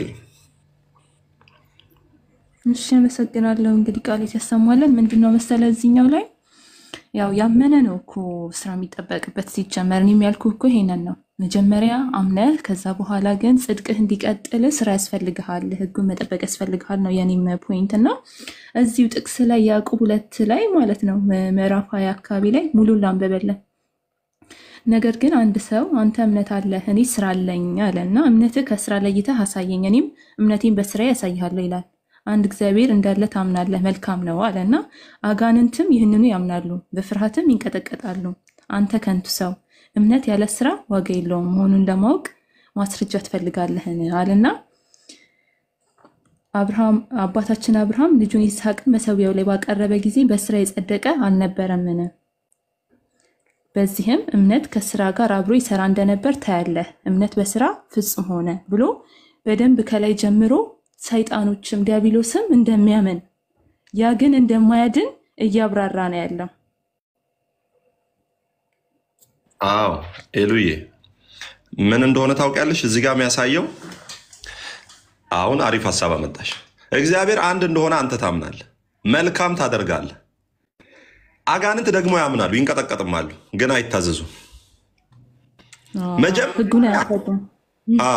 ካየሽ መጽሐፍ ቅዱስ ላይ መጀመሪያ ከጴጥሮስ በፊት በፊልጶስ ቂሳሪያ ላይ የቤተክርስቲያን አምድ የተባለው ጴጥሮስ ቤተክርስቲያን የተመሰረተችበትን ኮንፌሽን ወይም የእምነት ቃል ጴጥሮስ አንተ ክርስቶስ ያው የእግዚአብሔር ልጅ ነህ ከማለቱ በፊት ኢየሱስን የእግዚአብሔር ልጅ ሆይ ከአይሁድ ቀድሞ ከሐዋርያቱም ቀድሞ ኢየሱስ የእግዚአብሔር ልጅ መሆኑን ኮንፌስ ያደረገው ሰይጣን ነው። ልክ ሰይጣኑ አይተሻል። ጌታ ኢየሱስ ክርስቶስ ወደ ጌርጌሴኖን ሲገባ የእግዚአብሔር ልጅ ያለ ጊዜ ልታጠፋን መጣህናል ያምናል። ሙሉ ነው እስከ 26 ድረስ ከመንፈስ የተለየ ስጋ ከሞት እንደሆነ ከስራ የተለየ እምነት የሞተ ነው ይላል። እስከ መጨረሻው ድረስ ሙሉ ከፈለግሽ አነበዋል። ሁሌ ምን መልሰው ጥያቄ ነው ይሄ። ኢትስ ኦኬ ኤሉዬ ላስረዳሽ። እዚህ ጋር አሁን አጋንንት ብዬ አቀለምኩት አለ። ከሱ ጋር ከአውዱ ተነስቼ ልሄድልሽ ስለፈለግኩ ሙሉውን አቅለሜ አነብልሻለሁ። አታስቢ። ምን ይላል እዚህ ጋር? እግዚአብሔር አንድ እንደሆነ አንተ ታምናለህ። አምናለሁ ብለህ ቁጭ ብለሃል። መልካም ታደርጋለህ። አጋንንት ደግሞ ያምናሉ። ከዛስ ይንቀጠቀጡማል። ይንቀጠቀጣሉ እንጂ እጃቸውን ትሬምብል ያደርጋሉ፣ ያምናሉ፣ ግን ማን አያደርጉም? እጃቸውን አሳልፎ ለእግዚአብሔር አይሰጡም። አያምኑም በክርስቶስ ኢየሱስ ስራ። እሱ ነው አዳኝ፣ ጌታ ነው። ጌታ እንደሆነ እኮ ያምናሉ፣ ግንስ ተመልሶ ልባቸውን ለእግዚአብሔር አይሰጡም። አሁን ሴናሪዮ ምንድን ነው? አጋንንት ጋር እንኳን እምነት አለ። እምነት አለኝ ብለህ ቁጭ አትበል ነው ጨዋታው። እምነት አለኝ ጸድቅ ያለው ብቻ ብለህ ቁጭ አትበል። ፍሬ ልታፈራ ይገባል። ችግኝ ሆነ አትኑር ነው። ጸድቅ ያለው ብለህ ችግኝ ሆነ አትኑር። ዛፉን አፍራ፣ የተራበን አብላ፣ የተጠማን አጠጣ። ኦኬ። ኢየሱስ ክርስቶስ በእምነት ብቻ ያዳናቸው ሰዎች የሉም? በጣም ብዙ አሉ። በመስቀል ላይም በጎን የተሰቀለውን ሰው በእምነቱ አጽድቆታል፣ አድኖታል። ኤቭን ኢፍ በእናንተ ትምህርት በእናንተ መጽሐፍ ውስጥ እንኳን በእምነት ብቻ የጸደቁ ብዙ ሰዎች አሉ። በጣም ብዙ ሰዎች አሉ መጽሐፋችሁ ላይ ማለት ነው። አሁን እዚህ ጋር ምንድን ነው የሚለው? አንተ ከንቱ ሰው እምነት ከስራ ተለይቶ የሞተ ነው። ስለዚህ አማኝ ነው። እምነት ግን ከስራ ተለይቶ የሞተ። እኔ ለምሳሌ አሁን አገልጋይ ነኝ፣ ጴንጤ ነኝ ብዬ እንደፈለግኩ እየዞርኩ ብውደለደል እንደፈለግኩ እዚህ ጋር መንፈሳዊ ያልሆነ ህይወት ብኖር የምሰብከውን ነገር ምድር ላይ የምሰብከውን ነገር ባልኖረው ባልገልጠው አምኛለሁ፣ ግን እምነቴ በስራ አልተገለጠም። ልክ እንደ ሰይጣን ነው የሆንኩት፣ እንደ ዲያብሎስ። ዲያብሎስ ምንድነው? ያምናል፣ ግን ምን አያደርግም? አይገልጠው፣ በስራ አይገልጠው። እኔ አሁን ሰባኪ ነኝ ብዬ እንደፈለግኩ የመኖር እንትን የለብኝም። ምክንያቱስ ህዝቡ ይጠብቀኛል፣ እግዚአብሔርም ታማኝ አድርጎ ለዚህ ወንጌል ሾሞኛል። ወንጌሉን የሚመጥን የህይወት ስርዓት ይዤ እኖራለሁ። ገብቶሻል አይደለ? ስልክ ላይ ነሽ መሰለኝ። ኤርሚ አንተ ቀጥል። እሷ አይ ቲንክ ይመስለኛል ላለው ህዝብ አገልግል። ኦኬ መጣ። ስልክ ገብቶ ነው። እሺ አንብብልኝ ስላለች በደንብ እስከታች ኤግዜጀሲስ እየተረጎምኩት ልሄድሽ። እሺ እምነት ከስራው ጋር አብሮ ያደርግ እንደነበረ አይታችኋል። እምነት አባታችን አብርሃም ልጁን ይስሐቅን በመሰዊያ ባቀረበ ጊዜ የጸደቀ አልነበረምን? አብርሃም መቼ ነው የጸደቀው? መጽሐፍ ቅዱስ ላይ አምኖ ሲወጣ አይደለ? ይሉይ ከዛ ይላል እምነት ከስራው ጋር አብሮ ያደርግ እንደነበረ አይተሻል። አምኖ ወጥቷል። እግዚአብሔር ሲጠራው ሰማይ ዘርህን እንደ ሰማይ ከዋክብት እንደ ምድር አሸዋ አበዛልሃለሁ ብሎ አምኖ ከወጣ ድምፅ አምኖ ወጣ። አምኖ ከወጣ በኋላ ይላል መጽሐፍ ቅዱስ እምነት ከስራው ጋር አብሮ ያደርግ እንደነበረ። አምኛለሁ ብቻ ብሎ አልተቀመጠም፣ ታዘዘ። አይተሻል። ከማመን ከመጽደቅ በኋላ ስላለ መታዘዝ ነው የተናገረ ያለው። ኦልሬዲ አብርሃምን እኔ በቃ አምኛለሁ እንዴ በቃ እንትን ዘርህን እንደ ሰማይ ከዋክብት እንደ ምድር አሸዋ አበዛለሁ ብለኸኝ የለ እንዴ? የምንድን ነው ልጄን ምሰዋለህ? ምንም ልጄን አልሰዋለህ። በቃ አሁን አበዛሃለሁ ብለኸኛል፣ ማብዛት ነው ያለብህ ብሎ አልተቀመጠም። ምን አደረገ? ያመነበትን እምነት በስራ ገለጠው። እንዴት አድርጎ? እምነት ከስራው ጋር አብሮ ያደርግ እንደነበር። እኛም እናስተምረው ይሄን። ካመንን ከጸደቅን በኋላ በክርስቶስ ኢየሱስ ልጅነትን ካገኘን በኋላ ዝም ብለን አንቀመጥም። እዚህ ጋር የተራበ ሰው እኮ ነው እያደርጋል። የተራበ ሰው ብቻ በማብላትን የሚጸደቅ ከሆነ ከኛ ቀድሞ ሙስሊሞች ይጸድቃሉ። እዚህ ሀገር አሁን እኔ ዱባይ በምኖርበት በእያንዳንዱ የኢማራቲ ደጅ ላይ ፍሪጅ አለ፣ ምግብ አለ። ኤርሚ ፍሬሽ ምግብ ነው። መጀመሪያ እምነት ተጠምቀህ ከዳንክ በኋላ ለማስቀጠል እኮ ነው ያልኩህ እንጂ ስራ ብቻ ያጸድቃል አላልኩም። በስራ ራሱ ጽድቅ አይቀጥልም። ጽድቅ በስራ አይቀጥልም። ጽድቅ በስራ ይገለጣል እንጂ በስራ አይቀጥልም። መጀመሪያውኑ እግዚአብሔር ያጸደቀን በልጁ በክርስቶስ ኢየሱስ ስራ ነው ያጸደቀን እንጂ በእኛ ስራ አይደለም። ባይዘው ጽድቅ በእኛ ስራ የሚቀጥል ከሆነ ኃጢአት ስንሰራ ይቋረጣል። ከዛ ኃጢአት ስንሰራ ደግሞ ከእንደገና ደግሞ ይቀጥላል፣ እንደ መብራት ማለት ነው። ጽድቅ መጀመሪያ የጸደቅነው ለመች ነው? ይኸውልሽ ማስረጃ፣ ሌላ ማስረጃ። ኃጢአት ከሰራ ጽድቅህን ታጣዋለህ ነው እኮ ፖይንቱ። ኦኬ። ስለዚህ አንቺ ኃጢአት ሰርተሽ አታውቂም። ንስሐ ገባለሁ። እኛ ጋር ደግሞ ንስሐ የሚባል አለ። ንስሐ ካለ ለምን ዝም ብለን አንኖርም?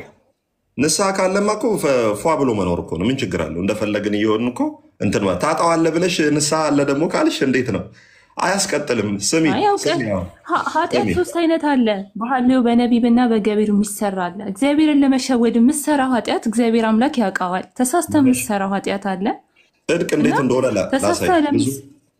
ጽድቅ እንዴት እንደሆነ ይኸውልሽ፣ በቃ የሚገላግል ጥቅስ አመጣሁልሽ የኔ እህት።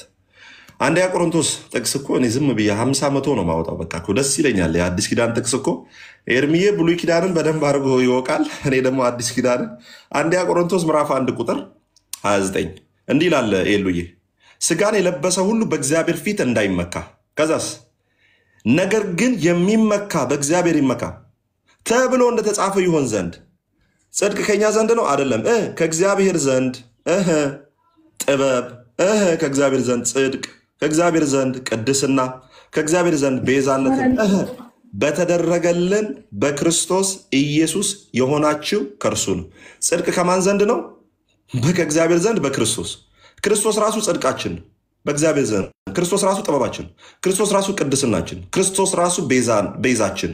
ከእርሱ ውጭ ቤዛ፣ ከእርሱ ውጭ ቅድስና፣ ከእርሱ ውጭ ጽድቅ፣ ከእርሱ ውጭ ጥበብ እግዚአብሔር ያደረገልን ማንም የለም። ስለዚህ የእኔ ጽድቅ ክርስቶስ ነው። ለምንድን ነው በክርስቶስ ኢየሱስ ጽድቅ የሆንኩት? ቅድም የነገርኩሽን ወሳኝ ጥቅስ እንዳትረሽ። ምን ብያለሁ ቅድም? እኛ በእርሱ ሆነን የእግዚአብሔር ጽድቅ እንሆን ዘንድ ኃጢአት ያላወቀውን እርሱን ስለ እኛ ኃጢአት አደረገው። ይኸውልሽ አዳም ባለመታዘዙ ኃጢአት ሆነን፣ በቃ ለዘላለም ኃጢአት ሆነን፣ ኢየሱስ በመታዘዙ ደግሞ ጽድቅ ሆነን። ገብተሻል? ሰው አዳም በሰራው ኃጢአተኛ ነህ ሲባል አሜን እሰይ እልልል ይላል። ኢየሱስ በሰራው ጽድቅ ደግሞ ጻድቅ ነህ ሲባል እንዴት ሆኖ? በፍጹም እንዴት ሆኖ? እንዴት ጽድቅ በስራ የሚቀጥል ከሆነ ሁላችንም ጽድቅ እናጣለን። ለምን? ድካም ውስጥ ስለምንገኝ፣ ኃጢአት ስለምንሰራ። የሉኝ በየቀኑ እንደክማለን፣ እንዋሻለን፣ እንቀጥፋለን። በቃ አሁን እዚህ ራሱ እየሰበክን ራሱ ድንገት የሚያበሳጭ ሰው ሲኖር እንበሳጫለን ምናምን። ብዙ ድካም አለብን እዚህ እያገለገልን ራሱ። የሉኝ አንቺን የሚያስከፋ ነገር ልናገር ይችላል። ይሄ ሁሉ ስራ የሚቀጥለው በምንድን ነው? በክርስቶስ ኢየሱስ የመስቀሉ ስራ ነው። ለዛ ነው መጽሐፍ ቅዱስ አንደኛ ቆሮንቶስ ምዕራፍ 6 ቁጥር 11 ላይ ምን እንደሚል ተመልከች። ከእናንተም አንዳንዶች እንደዚህ ነበራችሁ፣ ነገር ግን በራሳችሁ ስራ አይደለም፣ ነገር ግን በጌታ በኢየሱስ ክርስቶስ ስም። በመልካም ስራችሁ ይላል አይደለም፣ ነገር ግን በጌታ በኢየሱስ ክርስቶስ ስም። እሺ በአምላካችንም መንፈስ። ከዛስ ታጥባችኋል፣ ተቀድሳችኋል፣ ጸድቃችኋል።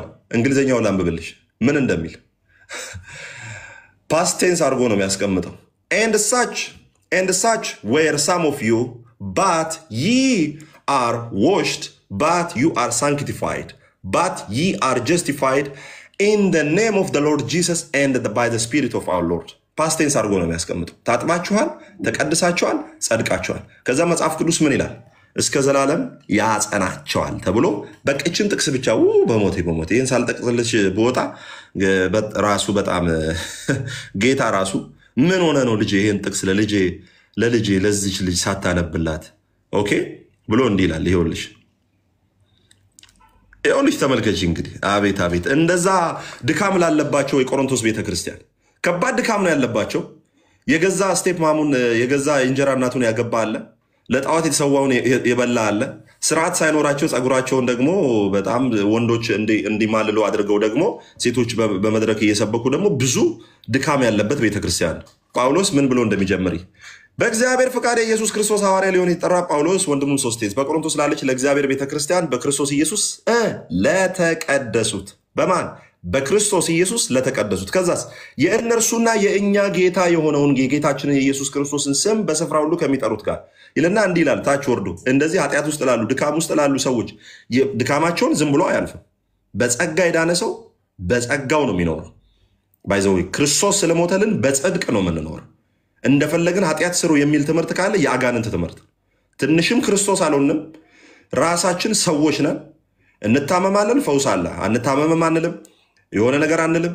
በህይወታችን ውስጥ ድካም ይገጥመናል። ከዛ ድካም ጌታ ኢየሱስ ክርስቶስ እያወጣን ይሄዳል። መታመም ስላለ ነው በመገረፍ ቁስል ትፈወሳላችሁ፣ እጃቸውን ይጭናሉ ይፈወሳሉ የሚል። ስለዚህ አሁን ድካም አለ በዚህ ቤተክርስቲያን ውስጥ። ድካም እያላቸው ግን ምን እንደሚል ሰም እንደዚህ የጌታችን የኢየሱስ ክርስቶስን መገለጽ ስትጠባበቁ አንድ የጸጋ ስጦታ እንኳ አይጎልባችሁም። ዋው! በዚህ ድካም ውስጥ ሁላ ሆነው እግዚአብሔር ስለ ጸጋ ስጦታ አይጸጽትማ። ከዛ እንዲላል እርሱም በጌታችን በኢየሱስ ክርስቶስ ቀን ያለ ነቀፋ እንድትሆኑ እስከ ፍጻሜ ድረስ ያጸናችኋል። በራሴ ስራ ነው ምጸናው እያልሽ ነው። እኔ ደግሞ በራሴ ስራ አልችልም። ለምን? ድካም ስላለብኝ። መጽሐፉ ግን እንዲህ ይላል እርሱም ደግሞ በጌታችን በኢየሱስ ክርስቶስ ቀን ያለ ነቀፋ እንድትሆኑ እስከ ፍጻሜ ድረስ ያጸናችኋል። ከዛስ ወደ ልጁ ወደ ጌታችን ወደ ኢየሱስ ክርስቶስ ህብረት የጠራችሁ እግዚአብሔር የታመነ ነው። በጽድቅ ጀምረን በጸጋ ጀምረን በህግ አናስቀጥልም። እንደ ገላታዊነት ነው ይሄ። በጽድቅ ጸድቀናል፣ በዛ በህግ እናስቀጥላለን ስትይ ጳውሎስ ምን ይላል? የቅልቅል ወንጌል፣ ልዩ ወንጌል። በጸጋ ድኖ በህግ አይኖርም። በጸጋ ተድኖ በጸጋ ነው የሚኖረው። ለምን? ጸጋው ራሱ መዳኛም ነው። መጽሐፍ ቅዱስ ምን ነው? ጸጋው በእምነት አድኗቸዋል ያለ። ከዛ ደግሞ ጸጋው ደግሞ ኃጢአተኝነትን ዓለማዊ ምኞትንም የሚያስክድ ነው። ጸጋው የሚያድንም ነው። ጸጋው ደግሞ የሚያስቀጥልም የሚያድንም ነው። ለዛን መጽሐፍ ቅዱስ እርሱም ደግሞ በጌታችን በኢየሱስ ክርስቶስ ቀን ያለ ነቀፋ እንድትሆኑ እስከ ፍጻሜ ድረስ ያጸናችሁ። ኤሉዬ እስከ ፍጻሜ ድረስ የሚያጸናሽ ጌታ ነው፣ የሚያበረታሽ እጆችሽን የሚይዝ። የመጨረሻ ጥቅስ ላንብብልሽ፣ የመጨረሻ እያልኩ ይሄ በጌታ ፊት ነው፣ የመጨረሻ ነው የምነግራችሁ። ምዕራፍ 23ን በጣም የምወደውን የዳዊትን መዝሙር እንዲህ ይላል። ይኸውልሽ እግዚአብሔር እረኛዬ ነው፣ የሚያሳጣኝም የለም። በለመለመ መስክ ያሳድረኛል፣ በዕረፍት ውኃ ዘንድ ይመራኛል። ነፍሴን መለሳት፣ ስለ ስሙም በጽድቅ መንገድ መራኝ። በሞት ጥላ መካከል እንኳ ብሄድ አንተ ከኔ ጋር ነህና ክፉን አልፈራም። በትርህና ምርኩዝ እነሱ ያጽናኑኝ። ይኸውልሽ በፊት ላይ እዚህ ጋር የሚመራው እግዚአብሔር ነው። በለመለመ መስክ የሚመራው እግዚአብሔር ነው። በዕረፍት ውኃ ዘንድ የሚመራው የሚያሳድረው ነፍሱን የሚመልሰው ምናምን እግዚአብሔር ነው። እዚህ ጋር ሲመጣ ፐርሰናል አደረገው። ዳዊት ምን አለ? በሞት ጥላ መካከል ቢመራኝ አይልም። በሞት ጥላ መካከል እግዚአብሔር አይመራ። እኔ እንኳን በሞት ጥላ መካከል ብሄድ፣ እኔ እንኳን ብደክም አንተ ከኔ ጋር ነህና ክፉን አልፈራም። ደክሞሃል፣ ኃጢአት ሰርተሃል ብለህ አትርቀኝም። ምን ታደርገኛለህ? በሞት ጥላ እንኳ መካከል ብሆን ከኔ ጋር ነህና ክፉን አልፈራም። በትርህና ምርኩዝ እነሱ ያጸናኑኛል። በፊቴ ገበታን አዘጋጀህልኝ፣ በፊቴ ገበታን አዘጋጀህ። ራሴን በደስታ ዘይት ቀባክ፣ ራሴን በዘይት ቀባ፣ ጽዋዬም የተረፈ ነው ይላል። እንዲህ ይላል፣ ቸርነትና ምሕረት በሕይወቴ ዘመን ሁሉ ይከተሉኛል። ባይዘዌ ይሄኛው በግሪኩ ይከተሉኛል የሚለው ማለት ነው ኤርሚ ራዳፍ ነው የሚለው። ራዳፍ ማለት ደግሞ ያሳድደኛል ማለት ነው። ያሳድደኛል ምኑ? ቸርነቱና ምሕረቱ በሕይወቴ ዘመን ሁሉ ያሳድደኛል። የአባቴ እርግማን የአባቴ ከራማ ወሰንጋላና ባሊቦላ አይደለም ያሳድደኝ። የእግዚአብሔር ቸርነትና ምሕረት በሕይወቴ ዘመን ሁሉ ያሳድደኝ። ምሕረቱና ቸርነቱ አይተሻል። ቸርነትና ምሕረቱ በሕይወቴ ዘመን ይከተሉኛልና በእግዚአብሔር ቤት የመኖር ሚስጥር ምንድን ነው ሲባል የእግዚአብሔር ቸርነትና ምሕረት ነው። በእግዚአብሔርም ቤት ለዘላለም እኖራለሁ። በእግዚአብሔር ቤት ለዘላለም የመኖራችን ሚስጥር የራሳችን ስራ ሳይሆን የእግዚአብሔር ቸርነትና ምሕረት ነው። ኤሉይ ጌታ ኢየሱስ ይባርክሽ። ቴንክ ዩ ኤርሚ።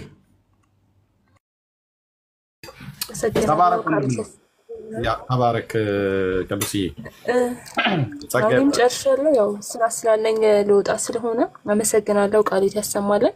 ያው እንደ እህትነት ትንሽ ነች ብላችሁ ካልናቃችሁኝ ባትሰዳደቡ፣ ወንጌል በትክክል ቢሰበክ ያው በኦርቶዶክሱም በእናንተ ስድብ የሌለበት ይሄ ምንድነው ሪፖርት ምናምን ሳይደረግ በስነ ስርዓት ቢሰበክ እንደዚህ ብንማማር ጥሩ ነው። እኛም ጥያቄዎቻችንን ብንጠይቅ እናንተም እንደዚሁና ባትጣሉ ከነ ፈለግ ጋም ከነ አኪ ጋም ኤርሚ ነው ተናገር እውነቱን። አንተም ባትጣላ ደስ ይለኛል። ያው እኔ ፍቅርን ያስተማረን ክርስቶስ ተሰቅሎ ለፍቅር ነው የሞተው አይደለ? ስለዚህ ፍቅርን ብንማር እላለሁ።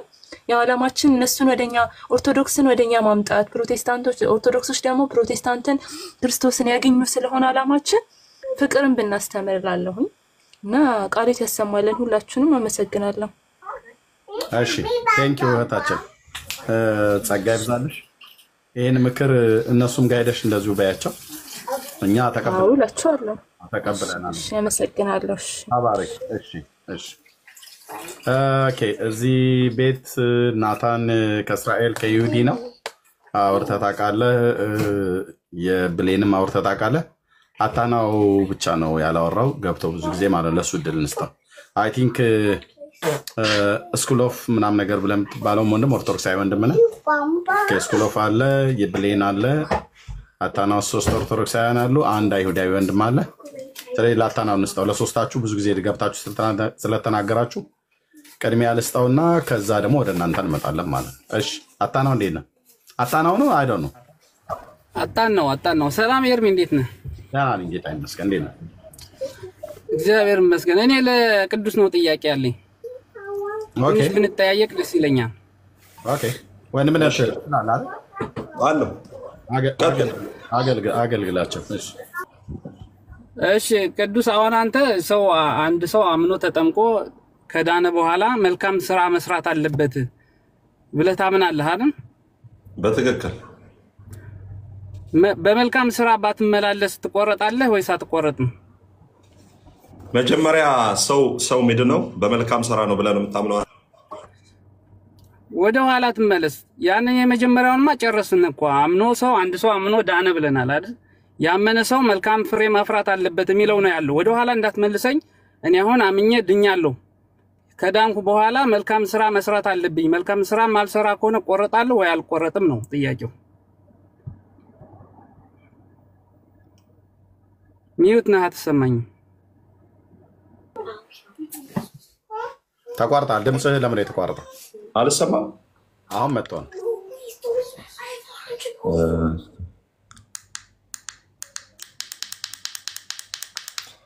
አሁን መጣው ይቅርታ ትሰማለህ? ኦኬ እሺ ቀጥል። ጥያቄ እንደገና ልድገመው? አዎ እንትን የተቆራረጠ ነበር መሰለኝ። እሺ ጥያቄ ምንድነው? አንድ ሰው አሁን ለምሳሌ እኔን ልውሰድና እኔ አሁን አምኜ ተጠምቄ ድኛለሁ። ከዳንኩ በኋላ መልካም ፍሬ ማፍራት አለብኝ። መልካም ስራ በመልካም ስራ መመላለስ አለብኝ። ልክ በኤፌሶን 2:10 ላይ እንደሚናገረው ማለት ነው። ለመልካም ስራ ተፈጥረናል። ሰው አምኖ ከዳነ በኋላ ለመልካም ስራ በኤፌሶን ምዕራፍ 2:10 ላይ ተፈጥራችኋል ይላል። በክርስቶስ አዲስ ፍጥረት ሆነን ለመልካም ስራ ተፈጥረናል። ከዚህ በኋላ በመልካም ስራ ባልመላለስ ፍሬ ባላፈራ እቆረጣለሁ ወይስ አልቆረጥም?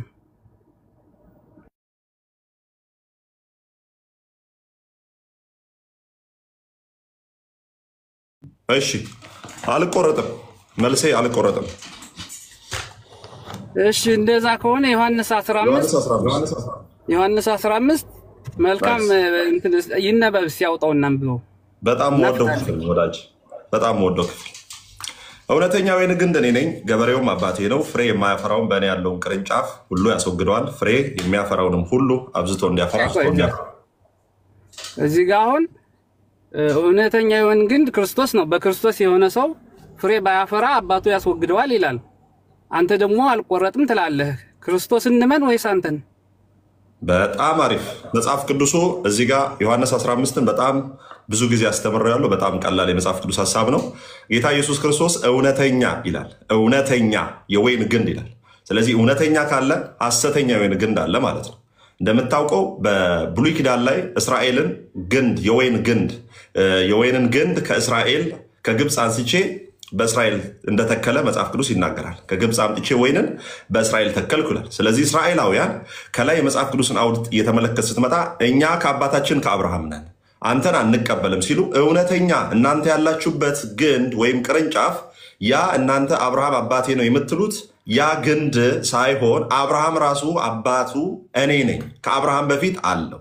ስለዚህ እውነተኛው ግንድ ላይ እኔ ላይ እንድትጣበቁ ነግራችኋለሁ። እናንተ አብርሃም አባታችን እያላችሁ በዛኛው ግንድ ላይ ናችሁ። ነገር ግን ምን አላደረጋችሁ? በእውነተኛው ግንድ በክርስቶስ ኢየሱስ ላይ ምን አልሆናችሁም? አልተጣበቃችሁም። እስከዛ እዚህ ጋር ስለነሱ አይደለም የሚያወራው። ጥቅሱ የሚያወራው ክርስቲያን ስለሆኑ ሰዎች ነው የሚያወራው። በእኔ ያለውን እያለ እኮ ነው። እውነተኛ ወንድ ግን በእኔ ያለውን እዛው ላይ አንበው። እዛው ላይ ክርስቲያን በክርስቶስ ሆነዋል። በክርስቶስ ስትሆን ቅድም እንደተነጋገር ነው በክርስቶስ ስትሆን ክርስቲያን ሆናል። እየጠየኩ አምኖ ተጠምቆ በክርስቶስ ሲሆን ወንድሜ ሰው በክርስቶስ የሆኑት ሐዋርያት መቼ ሰው አምኖ ሲጠመቅ በክርስቶስ ይሆናል። ደቀ መዝሙር ተጠምቀዋል፣ አምነዋል፣ የእግዚአብሔር ልጆች ሆነዋል። አሁን ላይ የእግዚአብሔር ልጆች ሆነዋል። አዎ መቼ? አምኖ ሲጠመቁ 15 ላይ ተጠምቀዋል። ለዳኑት ሰዎች እኮ ነው የሚናገረው። በክርስቶስ ላሉ ሰዎች ነው የሚናገረው። ድነዋል ወይ? 15 ላይ ተጠምቀው ድነዋል? አዎ የዳኑትን ሰዎች ነው ያመኑትን ሰዎች ነው እኮ እየጠየቀ ያለው። እንደተጠመቁና እንደዳኑ ማስረጃ ነው። ሰው በክርስቶስ የሚሆነው አምኖ ሲጠመቅ ነው። ስለዚህ በእኔ ያለውን እያለ ነው። በክርስቶስ ያላመነ ሰው በክርስቶስ ሊሆን አይችልም። አይደለም እንዴ? ሰው ሲያምን ነው በክርስቶስ የሚሆነው። እዚህ ጋር ለሐዋርያቱ ሲናገር አሁን አውዱን እኮ ስላልተረዳው ሙሉ አውዱን ላስረዳ ደቂቃ ከሰጠኝ። አይ የኔ ጥያቄ በክርስቶስ ያልሆነ ሰው በክርስቶስ መሆን ይችላል? እሺ ጠይቀኸኛል፣ ልመልስ። ሚውት አድርግና ለህዝቡንም ላስተምር ጊዜ ወስጄ። በቃ ቴንክ ዩ ሶ ማች። እዚህ ጋር ምን እንደሚል ሰው እንግዲህ እቺ ጥቅስ በጣም ስለ እሺ አንተ መጨረሻ ላይ ትናገራለህ። የእሱን መረዳት ሰማው። እንዴት ሰው ይቆረጣል ብሎ የሚለውን እንዴት እንደሚቆርጡ በጣም ነው የሚወዱት። ከመዳናቸው ይልቅ መቆረጣቸውን፣ ከመተከላቸው ይልቅ መነቀላቸውን እንደዚህ ነው የሚያነሱት በጣም ብዙ ጊዜ ኦርቶዶክሳውያን ወገኖች ማለት ነው። እና ወንድሜ ያታናውን እንዴት እንደሚቆረጥ እሱን ይንገረን እና ከዛ መጨረሻ ላይ ብሰጥ ይሻላል። አንተ ባስተማርከው ላይ አስተያየት እነሱን ሀሳብ ጨርሰ እንዴት እንደሚቆረጥማ እኮ እዛው ላይ አየነው እኮ። እዛው ዮሐንስ 15 ላይ በክርስቶስ ሆኖ መልካም ፍሬ የማያፈራውን ይቆርጠዋል አባቴ አለ እኮ። በቃ ትቆረጣለህ። መልካም ፍሬ የማታፈራ ከሆነ ትቆረጣለህ ነው ያለህ እኮ። ምን የለውም ማመቻመች ምናምን የለውም እኮ ትቆረጣለህ። በጣም አሪፍ። አንተ ኃጢአት ስትሰራ ምንድን ነው የምትሆነው? እኔ ኃጢአት ስሰራ በንስሐ እመለሳለሁ። ታዲያ ኃጢአት ሰው ሰርቶ በንስሐ የሚመለስ ከሆነ ለምን ጌታ ሰውን ይቆርጣል? እሱን እኮ ነው የምልህ። ፍሬ የማያፈራ ከሆነ ሰው አምኖ ተጠምቆ ፍሬ የማያፈራ ከሆነ ከጥፋቱ የማይመለስ ከሆነ በዛ ከቀጠለ ይቆረጣል እያለ ነው።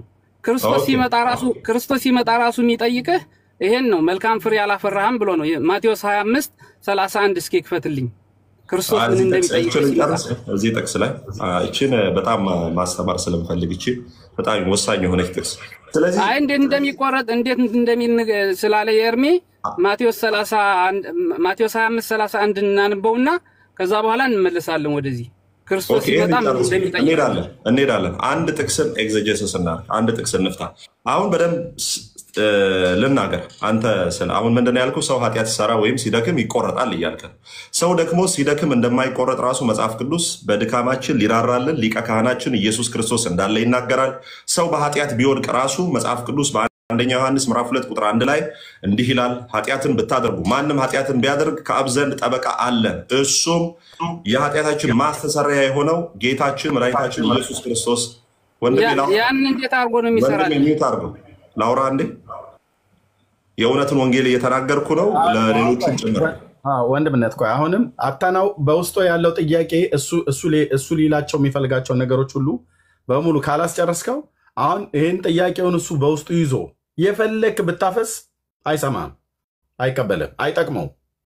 ከዛ ይልቅ ጥያቄያቸውን በመጀመሪያ ጥያቄውን በደንብ ተቀበለውና የሚጠይቀው እኛም እንጠይቀውና ከዛን ያለውን ጥያቄ ብሎ የሚለውን ነገር ተገቢ መልስ ከሰጠኑ የምንሰጠውን መልስ በቃ ይሄን እቀበላለሁ ብሎ ካለ ይቀበላል፣ አልቀበልም ብሎ ካለም ግን ጥያቄው ቅድም አሁን የዛችን እህት አይተሃል አይደል? ጥያቄዋን በሙሉ ተቀበልካት፣ የተከራከረች መጨረሻ ላይ ግን የእግዚአብሔርን ቃል አስተምረን እውነታውን ስትነግራት ቃል ሕይወት ያሰማልን ብላ ነው የወጣችው። አሁን የቱንም ያህል እሱ በውስጡ ሊያወራ የሚፈልገው ጥያቄ አለ ሶሪ ምንድነው ሊያወራው የሚችለው ነገር አለ በዮሐንስ 15 መሰረት ማለት ነው።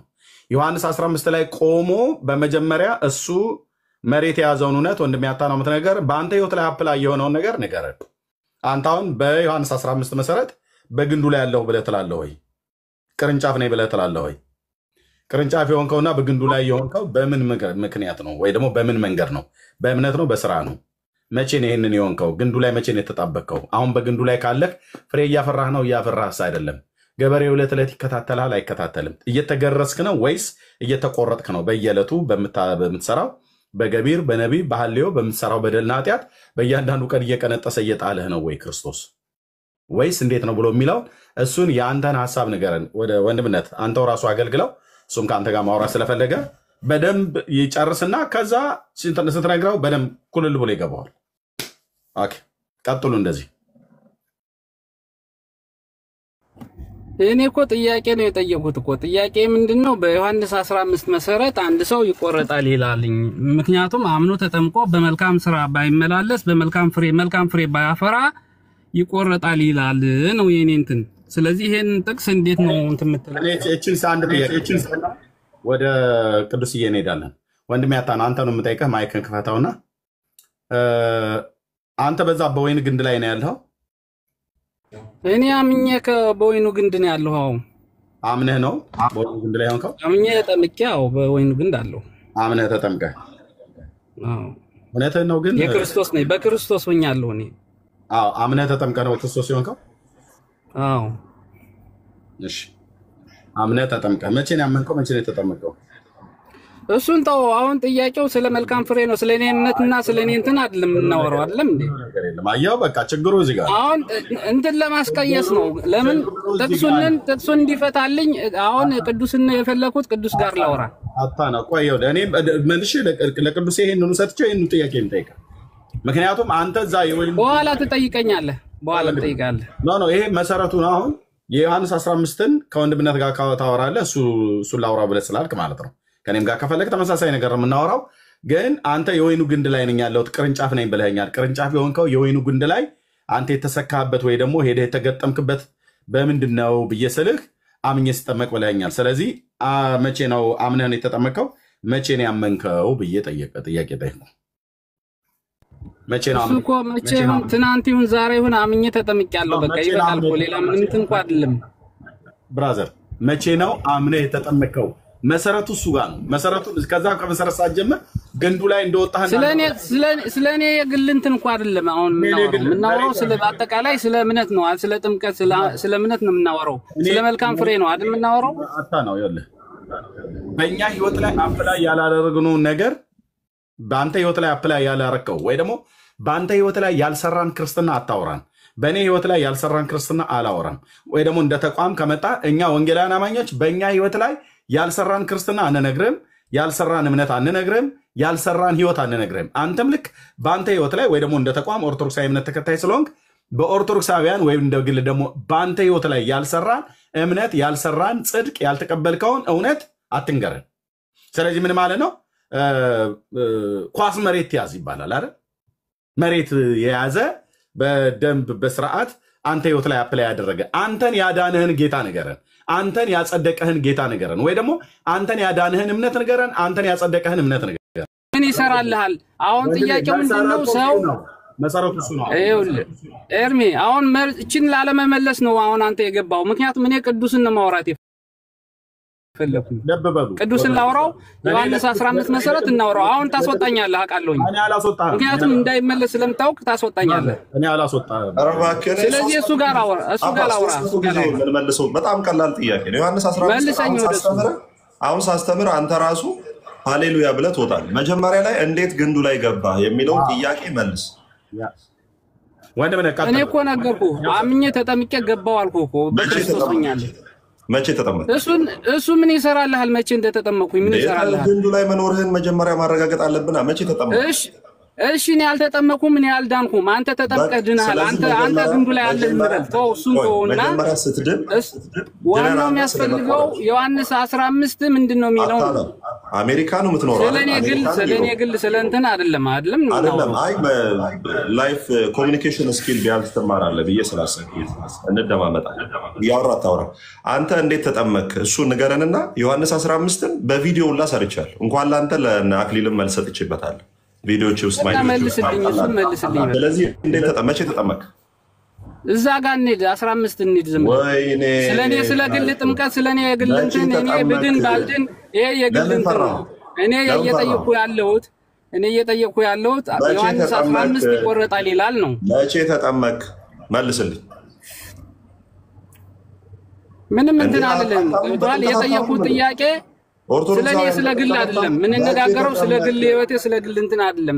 ምን እንነጋገር ያለነው ዮሐንስ 15 ምን ይላል? መቼ ተጠመቅ? እየጠየኩ እኮ ነው። አስረግጬ እኮ ነው የምጠይቅ። መቼ ተጠመቅ? የትም አልሄድልህም። ታስወጣኛለህ እንጂ አልመልስልህም። አታ ነው። አንዴ ቅዱሴ፣ መቼ ነው ያመንከው? መቼ ነው የተጠመቅከው አንተ? እኔ ከ9 ዓመት በፊት ነው አምኔ ተጠመቅኩ። እኔ ከዛሬ 25 ዓመት በፊት አምኜ ተጠምቄያለሁ። አታ ነው። መቼ ነው አምኔ የተጠመቅከውና ወደ ክርስቶስ አካልነት ላይ ገባው? መልስልን ወንድም መልስልን። እሺ ኤርሚያስ ከ25 ዓመት በፊት ተጠምቀሃል። አንተ የተጠመቅከው ዮሐንስ 15 ላይ አንተ እንውሰድ። ዮሐንስ 15 አሁን እኛ ተናገርን። ኤርሚያስና ዮሐንስ 15 ላይ እንውሰደው። ኤርሚያስ በግንዱ ላይ አለ እንበል። እዛ ጋር በጥምቀታችሁ ኤርሚያስ እዛ በግንዱ ላይ አለ እንበል። መልስ እንደዚህ እስክትፈሩ ድረስ ጥምቀታችሁ መናገር እስክትፈሩ ድረስ አፌን ያዝኩ እኮ በየ ምንም ያስፈራ ነገር የለም። ምንም ያስፈራ ነገር የለም። ታውቃለህ ምን እንደሆነ ንገረኝ። ስለ ግል እንትን አይደለም። በክርስቶስ የሆነ ሰው ዮሐንስ 15 ላይ ይቆረጣል ይላል። ክርስቶስ አብ ይቆርጠዋል ይላል። ስለዚህ ወደዛ ተመለስ ብለህ አልሄድልህም። ወደዛ ተጠመክ ዝም ብለህ እንትን ትላለህ እንጂ አሁን ለምን መሰለህ? ለምን እንደሆነ ታውቃለህ? እቺ መልሷን መመለስ አትችልም። መመለስ ስለማትችል ነው። እኔ እከፍላለሁ። ሂድ እኔ እከፍላለሁ። ንገረኝ መቼ ነው? መመለስ ስለማትችል ነው። ጥያቄ ጠይቁላችኋል፣ ጠይቀናል። ዮሐንስ 15 ክርስቶስ ይቆረጣል ይላል። ፍሬማ ያፈራው በ1900 ሰው ፊት በደንብ አድርጌ በጣም በተደጋጋሚ እንኳን ላንተ ለብዙዎች መልሻለሁ። ኦኬ በቃ ቀጥል። ስለዚህ አሁን መቼ ተጠመቅ? ንገረኝ። መቼ ተጠመቅ? ቀጥል። ዝም ብለህ አሁን ወደ እንትኑ መቼ ተጠመቅ? ወደ ርሱ እንሂድ። ወደ ርሱ መቼ ተጠመቅ? እሱን ዝም ብለህ ወደ ርሱ ዮሐንስ 15 ፍታልኝ። በጣም ደረቅ ሰው ነኝ ካንተ በላይ። መቼ ተጠመቅ? እኔም ደረቅ ነኝ። ዮሐንስ 15 ጠይቄያለሁ፣ ፍታልኝ። መቼ ተጠመቅ? መልስልኝ። እሺ በቃ ወንድምነት ሊመልስ አልቻለም። ወንድማችን አታ ነው ከላይ ካንተ ወንድም አለ እዚህ 3 ኦርቶዶክሳውያን በቃ እንደዛ አትመልሱም። መመለስ ስለማትችሉ ነው። ለመልስ አንተን አስወጣና ዮሐንስ 15 ብቻህን ማለት ለምን እጠይቅሃለሁ? እኔን ካስወጣኸኝ የሚጠይቅ ስለሌለ ታስወጣኛለህ። ግን ታስወጣኛለህ ግን ለራስህ ለግፈት እንትን ትለዋለህ። እስቲ አንዴ ቆይ በጣም ጮክ። ይኸውልህ እንዲህ አድርግልኝ። የተጠመክበትን ቀን ንገረኝና ለመልስ ያው አውጥቼዋለሁ። ዮሐንስ 15ን በጣም ቀላል በጣም ከባድ ጥያቄ ጠየቅ እንዳይመስል። በ2 ደቂቃ ውስጥ ነው ይህን ትምህርት መመልሰው። መቼ ተጠመክ ንገረኝ። አትመልሰውም። እመልሰዋለሁ። መቼ ተጠመክ መልስ እስኪ። ታፍራለህ እንዴ? በጥምቀት በኦርቶዶክስ ምንም ያሳፍረኝ ነገር የለም። መልሳ ካላፈርክ እያወራን ያለ ነው ስለ መልካም ፍሬ ነው እንጂ ስለ እኔ የግል ህይወት አይደለም። ካላፈርክ መልስ። መቼ ተጠመክ? ጠይቁ ብላችኋል። መልካም ፍሬ እንትን የሚለው ብላችኋል። ወደዛ ነው እንጂ አሁን ወዲህ መልስ። መቼ ተጠመክ? መቼ እንትን አልክ? መቼ ተጠመክ? መልስ። ይሄ ምንም አይሰራም። በቃ ጌታ ይባርክ። ሰላም ላንተ ያለ በቃ አላስወርድም። ቁጭ ብለህ ሚውት አድርገህ ስማ። ሚውት እኔ እያወራሁ ሚውት ማለት ሚውትህን ካነሳ አስወርድሃለሁ። በርሱ ላይ ከሆነ ጠይቃለሁ። ብራዘር የተጠመክበትን ጊዜ ትነግረኛለህ። ስለዚህ ሰዎች ኦርቶዶክሶች የተጠመቁበትን ቀን ለመጠየቅ ነው እንጂ የተቀመጣችሁ መልስ ለመመለስ አይደለም። ኧረ ይኸው ላስረዳ ነው። እኔ ዮሐንስ 15ን ብራዘር እና እንፍታው። በደንብ አድርገህ ፍታው። እኔ ይኸውልህ በደንብ አድርጌ እፈታዋለሁ። አንተ የተጠመክበትን ነገር እየተነጋገርን እንፈታዋለን። አብረን እጠይቅሃለሁ። እዛ ላይ ስታወራ እንፈታዋለን። በቃ ከዚህ በኋላ ልታገሰኝ። ሰላም ላንተ ይሁን። እሺ በቃ አታናው ውጣ። ቴንኪው ጥምቀትህን የልጅነት ጥምቀትህን የዳንክበትን ጸድቄበታለሁ ልጅነትን ተቀብዬበታለሁ ብለህ ያልከውን የተጠመቅበትና እዛ የወይኑ ግንድ ላይ የወጣሁበት ብለህ ያልከውን እሱን እንኳን ሳታውቅ እሱን ሳትመሰክር ስለመቆረጥ ታወራለህ። ስለመቆረጥ ጥያቄ ሊጠየቀው እስኪ አንተ ነው ከቅርታ ጋር እሺ ጠይቀው። የብሌን ወንድም እሰጥሃለሁ ቅዱስዬ ዮሐንስ እሺ ሊመልስልኝ ፈቃደኛ ከሆነ ልጠይቀው ፈልጌ ነው። ያ ኦርቶዶክሳውያን እንደማውስ ጠይቀኝ እስቲ አንተ አሁን በዮሐንስ 18 መሰረት ማለት ነው ምን እንዴት ሲሆን ነው በቅርንጫፉ ላይ በግንዱ ላይ መቀጠል የምንችለው? እንዴት ሲሆን ነው ደግሞ መቆረጥ የምንችለው? እስቲ ግልጽ አድርገህ አስረዳኝ ከተረዳኸው ማለት ነው። እኔ ኦርቶዶክስ ነኝ ግን እንድታስረዳኝ ስለፈለኩ። አንተ እምነትህ ምንድን ነው? ኦርቶዶክስ ነኝ። ኦርቶዶክስ ነህ? አምስቱ አዕማደ ምስጢራትን ታውቃቸዋለህ?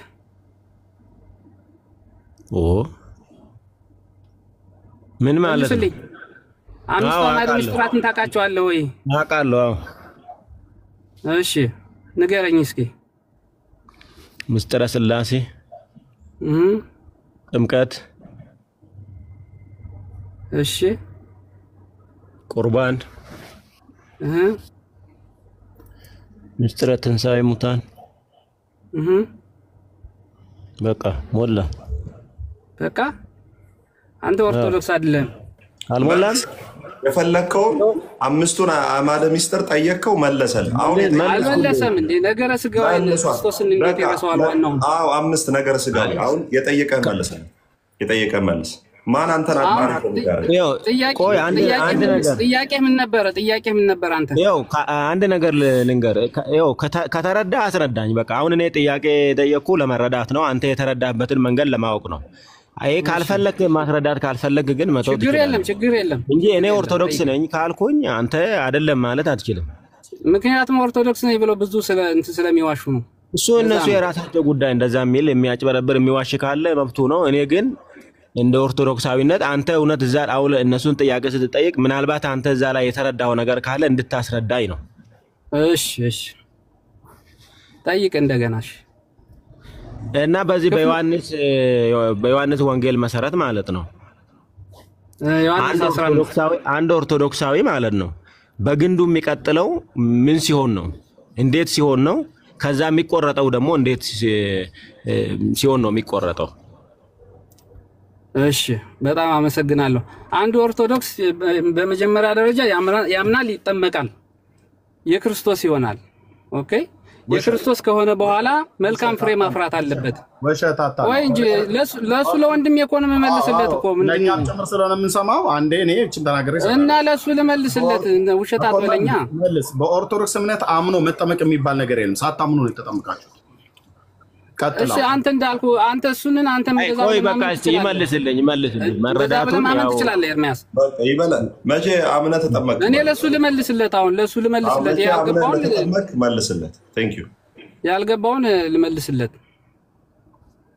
ስለዚህ አምነህ ትጠመቃለህ በኤፌሶን 2:10 ላይ ከዛ በኋላ የክርስቶስ ከሆንክ በኋላ መልካም ፍሬ እንድታፈራ በክርስቶስ ተፈጥረሃል። ከፈለክ አንበው የኤፌሶን 2:10 ላይ መልካሙን ስራ ለመስራት ከዛ በኋላ ማለት ያ መልካም ፍሬ ማለት ነው። ያ መልካም ፍሬ አሁን ነው ትልቁ ልጠይቅ የፈለኩትን ነገር ማለት ነው እንድታገኝልኝ ማለት ነው። ያ መልካም ፍሬ የምትለው ማለት ነው ፍጹም ከኃጢአት ንጹህ መሆን ሆኖ መቀጠልን ነው ወይስ የምትለው ወይ ሆነ ስራ ለምሳሌ የተራቡትን ማብላት እንደዛ አይነት ነገር ነው? እስኪ ግልጽ ሁለቱን ለይልኝ እስኪ። ፍጹም ሆነ ያለ ኃጢአት መኖር ነው እንዳትቆረጥ የሚያደርግ ወይስ ደግሞ እንደዚህ አሁን እንዳልኩ ሆነ ዳያንን ማብላት እንደዛ አይነት ስራ ማለት እንደዛ አይደለም። አዎ ጥሩ እንትና አምጣለህ። አሁን አንድ ሰው መልካም ፍሬ ማለት ምንድነው? የምታደርጋቸው መልካም ፍሬዎች ምንድናቸው? መልካም ስራን ማድረግ፣ ለሰዎች ጥሩ ነገርን ማድረግ፣ የተራበን ማብላት፣ የታመመን መጠየቅ፣ የታሰረን ሄደህ መጠየቅ፣ የወለደችን አራስ ሄደህ መጠየቅ፣ ይሄ በሙሉ መልካም ፍሬ ነው። ገብቶሃል አይደል? ግን ሰው ይወድቃል። ሰው እስከሆንክ ድረስ ኃጢአት ልትሰራ ትችላለህ። ኃጢአት ስትሰራ ግን በንስሐ ትታጠባለህ። ቅድም ጠበቃለኝ ያለው ያንን ነበር ለጠይቀው የነበረ ቅዱስን። ምክንያቱም አንድ ሰው ኃጢአት ሲሰራ በክርስቶስ እንደገና ንስሐ ገብቶ የሰራውን ኃጢአት ተናዞ ወደ ድነት እንትኑ እንዳይቆረጥ ወደዛ ይመለሳል ማለት ነው።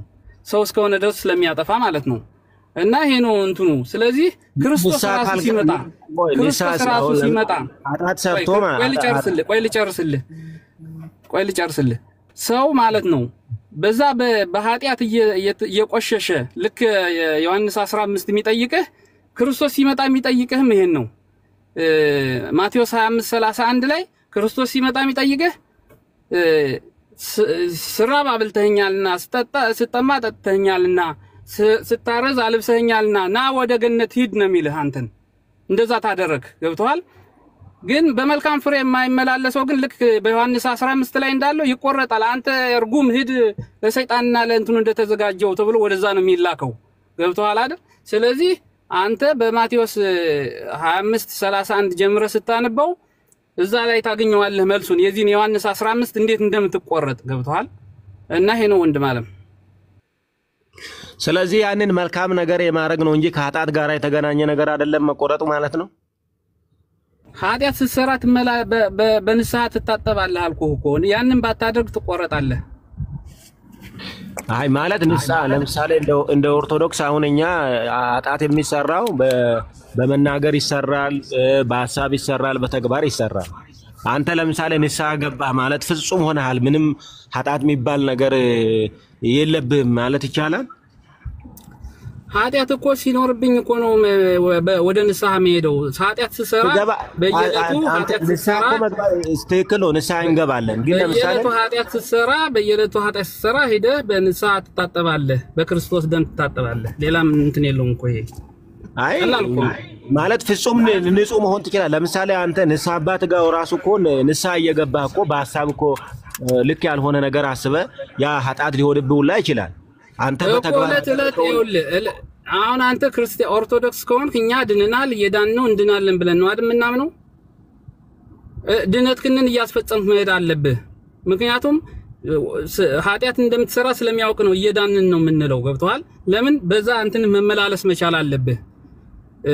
ኃጢአት ስትሰራ ንስሐ እየገባህ መልካም ፍሬ እያፈራህ ለሰዎች ለድሆች እየረዳህ ወደዛ እንትን ማደግ አለብህ ፍጻሜ እስከሚመጣ ድረስ።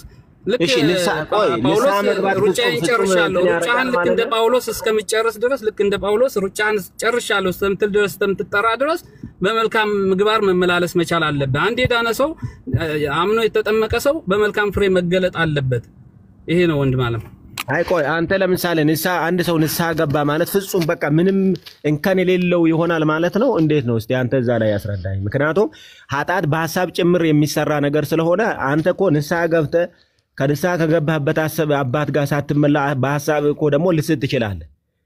ስለዚህ ያም ኃጢአት ነው አይደለም? ያም አሁን እንዴት ነው? ምን እየጠየቅህ እንደሆነ ታውቃለህ? እኔማ እየጠየቅኩት ምግብ ትበላለህ በኋላ አይርበኝም እያልክ እኮ ነው። በኋላ ምን ትበላ ትችላለህ እኮ። ስለዚህ ልንገርህ፣ ሐሳብን ግልጽ ላድርግልህ። ጥያቄህ ትክክል አይደለማ። ጥያቄማ ትክክል እኮ ነው። ያው ልንገርህ፣ አንተ በኃጢአት ምክንያት ነው የምንቆረጠው የምትለኝ ከሆነ ማለት ነው ያው ግልጽ ያልሆነልኝ ወይ በኃጢአት ምክንያት አይደለም እነዛ ቅድም ያልካቸውን ተግባራት ባለማድረግ ነው ካልከኝ እሺ እዛ ላይ ጥያቄ ግን በኃጢአትም ጭምር ነው መቆረጣችን የምትለኝ ከሆነ ደግሞ አንተ ፍጹም የምትሆንበት ጊዜ ስለሌለ በቃ በመቆረጥ ነው የምንኖረው ማለት ነው ወይ ነው እኔ አሁን ልጠይቅ የፈለኩት። እንደዛ ከሆነ እኮ ያለ መቆረጥ አትችልም ከኃጢአት ወይ ደግሞ እኔ ፍጹም ሆናለሁ የምትለኝ ከሆነ እንደዛ ነገር አሁን አንተ ምን እንደሆነ ምን እንዳሰብክ ታውቃለህ? ያንተን እንደተረዳው ማለት ነው። ልክ አሁን አንድ የሆነ ኃጢአት ስትሰራ ትቆረጣለህ። ልክ የሆነ እንትን ኃጢአት ስትሰራ ትቆረጣለህ። እንደዛ አይደለም ክፍሉ የሚለው ዮሐንስ 15 የሚለው አንተ በኃጢአት ጸንተህ ያን ሁሉ እንትን እያደረክ በኃጢአት ኑረህ ክርስቶስ ሲመጣ ይቆርጣል ነው ዋናው እንትኑ ገብቷል። በኃጢአት እየተመላለስክ በንስሐ ማትመለስ ከሆነ እግዚአብሔር እኮ ጊዜ ይሰጣል እስከ እንድትመለስ መንፈስ ቅዱስም ያግዛል እንድትመለስ ወደ ንስሐ ህይወት እንድገባ። ግን ያንን ቢብለህ በዛ እንትን ባትመላለስ ትቆረጣለህ ነው። ሌላ እንትን የለም እኮ። አሁን አንተ ያሰብከው ዛሬ የሆነ ነገር ስታደርግ ትቆረጣለህ፣ ከዛ በኋላ ደግሞ ትመለሳለህ። እንደዛ አይደለም አለቃ፣ እንደዛ አይደለም ወዳጄ። ድንገት ለምሳሌ እኔ ድንገት አሁን አንተ ዛሬ ንስሐ ገብተህ አጋጣሚ ለምሳሌ ነገ ድንገት ንስሐ ሳገባ ብትሞትስ እንዴት ነው ያ እንድትቆረጠ ያረጋል አረጋ? አይ እንትን ይበላል። ክርስትና በድንገት አይደለም ወዳጄ፣ ክርስትና በድንገት አይደለም። እንደዚህ የሚባል ነገር የለም። ያልሆነ ነገር ድንገት አትበለኝ። ለምሳሌ አንድ ያለ ነው እንጂ ይሆናል። እንዴት አይሆንም? ይበላል። አንድ ራስ እንድጠይቀው አንድ ድካም ውስጥ ያለ በኃጢአት ውስጥ የተመላለሰ ያለ ኦርቶዶክስ የመኪና አደጋ ገጥሞት ቢሞት ኦርቶዶክስ ቤት ታውቃለህ፣ ሰው ዝም ብሎ ቢሞትም ፍትሃት እኮ አለ። ባይዘ ፍትሃት አለ። ዝም ብሎ አሁን ቤተክርስቲያኒቷን ትምህርት ባለማወቅ እኮ እንጂ ኦርቶዶክስ ቤት እንደፈለክ ከኖረ ፍትሃት አለ። ከሱም ጋር አብሮ ይመልሳል። አሁን እሱ ፍትሐ ነገሥት ደሃም በዛ እሱ ነው እንትን የሚልህ መልስልኝ። የተረዳኸው ነገር ካለ የምር እኔ ልረዳ ፈልጌ፣ ምክንያቱም እዛ ክፍል ላይ ይበለን። ሲጀመር አንተ ኦርቶዶክስ አይደለም። ቅድም እኮ ነገር ያለው ኦርቶዶክስ ማንም የሚያወራ ነገር ነው። መመለስ ከቻልክ መመለስ ነው። ኦርቶዶክስ አይደለም ማለት አንተ መልሼልሃለሁ። አሁን መጨረሻ ላይ ምን ማለት ጀመርክ? ድንገት እንትና ቢሞት ድንገት በየትኛው ሰው አይምሮ ነገር የለም ወዳጄ። አስተምሮ ነው። አስተምሮን መከተል አለብህ። ድንገት ከሆነ ለእግዚአብሔር ትሰጣለህ። እግዚአብሔር ነው ያንን የሚወስነው። አንተ ነገ አሁን መኪና ላይ እየሄድክ ተገጨህ ሞትክና ታዲያ ስለዚህ መቼ ነው ትቆረጣለህ? ድንገት እንደዚህ ቢሆን በድንገት አይደለም። እኛ ወዳጄ እኛ አስተምሮን አለነ። በአስተምሮ መሰረት አንድ ሰው በመልካም ፍሬ መገለጥ አለበት። በዛ ማትመላለስ ከሆነ ልክ በዮሐንስ 15 ስማ እኔ እያልኩ ያለሁት እኮ መልካም ስራ ስለመስራት ስላለመስራት አይደል። እሱ እኮ መስራት አያስፈልግም እያልኩ አይደለም እየተከራከረ ያንን ነገር ግን ግልጽ አድርግልኝ። መቼ ነው የምንቆረጠው የሚለው ግን ግልጽ የሆነ ነገር አንተ ከተረዳ ንገረኝ ነው እያልኩ ያለሁት። እዛ ነገር ቆይ እኔ ብራዘር እድል ሳንሰጥ አታውራ። ሚውታ ይበላል። አሁን ምን እንደምል ይኸውልህ ስማ አንተ ማለት ነው አንዳታ ነው አይ ቲንክ ግላዊ ኦርቶዶክስ ነው፣ ስኩልም ኦርቶዶክስ ነው። አራቱ ኦርቶዶክሳውያን ናቸው። የበለንን ሀሳብ ልስጠው። አሁን ለምሳሌ ኦርቶዶክስ አይደል ላዊ ነኛው ግን አሁን አልተረዳውም። እንትናን አጥናውን መቼ ነው የምንቆረጠው እያለ እየጠየቀው ነው በተደጋጋሚ። እና መቆረጥ ሲባል እንደው ዝም ብለህ በኃጢአት ስትወርቅ ትቆረጣለህ አይደለም። የሰው ልጅ አንተ ኦርቶዶክስ ነህ፣ እግዚአብሔር እድሜ ሰጥቶ 50 60 ዓመትን ይችላል። 20 ዓመት አንተ በጽድቅ ባትመላለስ በእግዚአብሔር በዛ ስራ ባትመላለስ እንኳን አትቆረጥም። ገብቶሃል? ምክንያቱም በንስሐ እንድትመለስ ከአብ ዘንድ ጠበቃ አለን የተባለው አንዴ በመስቀሉ ላይ የዋለልህ የሃኛው ነው፣ ጥብቅናው ማለት ነው። ስለዚህ አንተ በንስሐ እንድትመለስ እግዚአብሔር እስከ ዕለተ ሞት ድረስ ጊዜ አለክ። ግን መች ነው የምትቆረጠው? ጸንተህ ሳትመለስ ስትሞት ነው። በቃ መች ነው የምትቆረጠው? በዕለተ ሞት ገብቶሃል? ስትሞት ነው እንጂ አንተ ከዛ ግን እንደምትቆረጥ። ምክንያቱም በምድር ሳለህ በንስሐ አልተመለስክም እግዚአብሔርን እንደገና ከዛ ግን ላለመቆረጥ ንስሐ አልገባህም። ስለዚህ አልተቀበልኩም። መች ነው የሚለው ነገር የሚሉት አይደለም። እሺ እንደዛ አይደለም። ስለዚህ አንተ መች ነው የምትቆረጠው? በዛ ኃጢአት ስትሞት፣ አንተ ስትሞት አንተ ስትጸና፣ በዛ የጸና ነው የሚለው። ስለዚህ መጽናት የለብህ። እንዴት ነው ማጸናው? እንዴት ነው ላልጸና የምችለው የምትሆን? መንፈስ ቅዱስ ያግዛል። እግዚአብሔር ነው የተቀበልከው። እግዚአብሔር ከሆነ ኦኒዳን ህፃን እድሜ ልክህን አትመላለስም። ገብቶሃል? ንስሐ ስትገባ እንደገና መንፈስ ቅዱስ ያግዛል። በዛ ትጸና። በመልካም ስራ መጽናት ይኖርብሃል። መልካም ስራ ማድረግ ይኖርብሃል። ግን ነው የምትቆረጠር። ዛሬ ተቆርጠ ነገ ምን አይርቶታ ገብቶሃል? ንስሐ ደግሞ ታይም ስኬጁል ተቀመጠለትም። እግዚአብሔር 3-4 ኃጢአት ባደረግ ቁጥር በንስሐ እንድትመለስ እግዚአብሔር ንስሐ ህላዌ ቆይ ኔትወርክ ነው ወይስ ይሰማል? ኔትወርክ ነው። የአንተ ኔትወርክ ነው። እዚህ ቅዱስ ነው እኔ እያወራሁ ነው። አይሰማም? ይበለን እስኪ አውራ ወይ አታ ነው ይበለን እስኪ አውራ።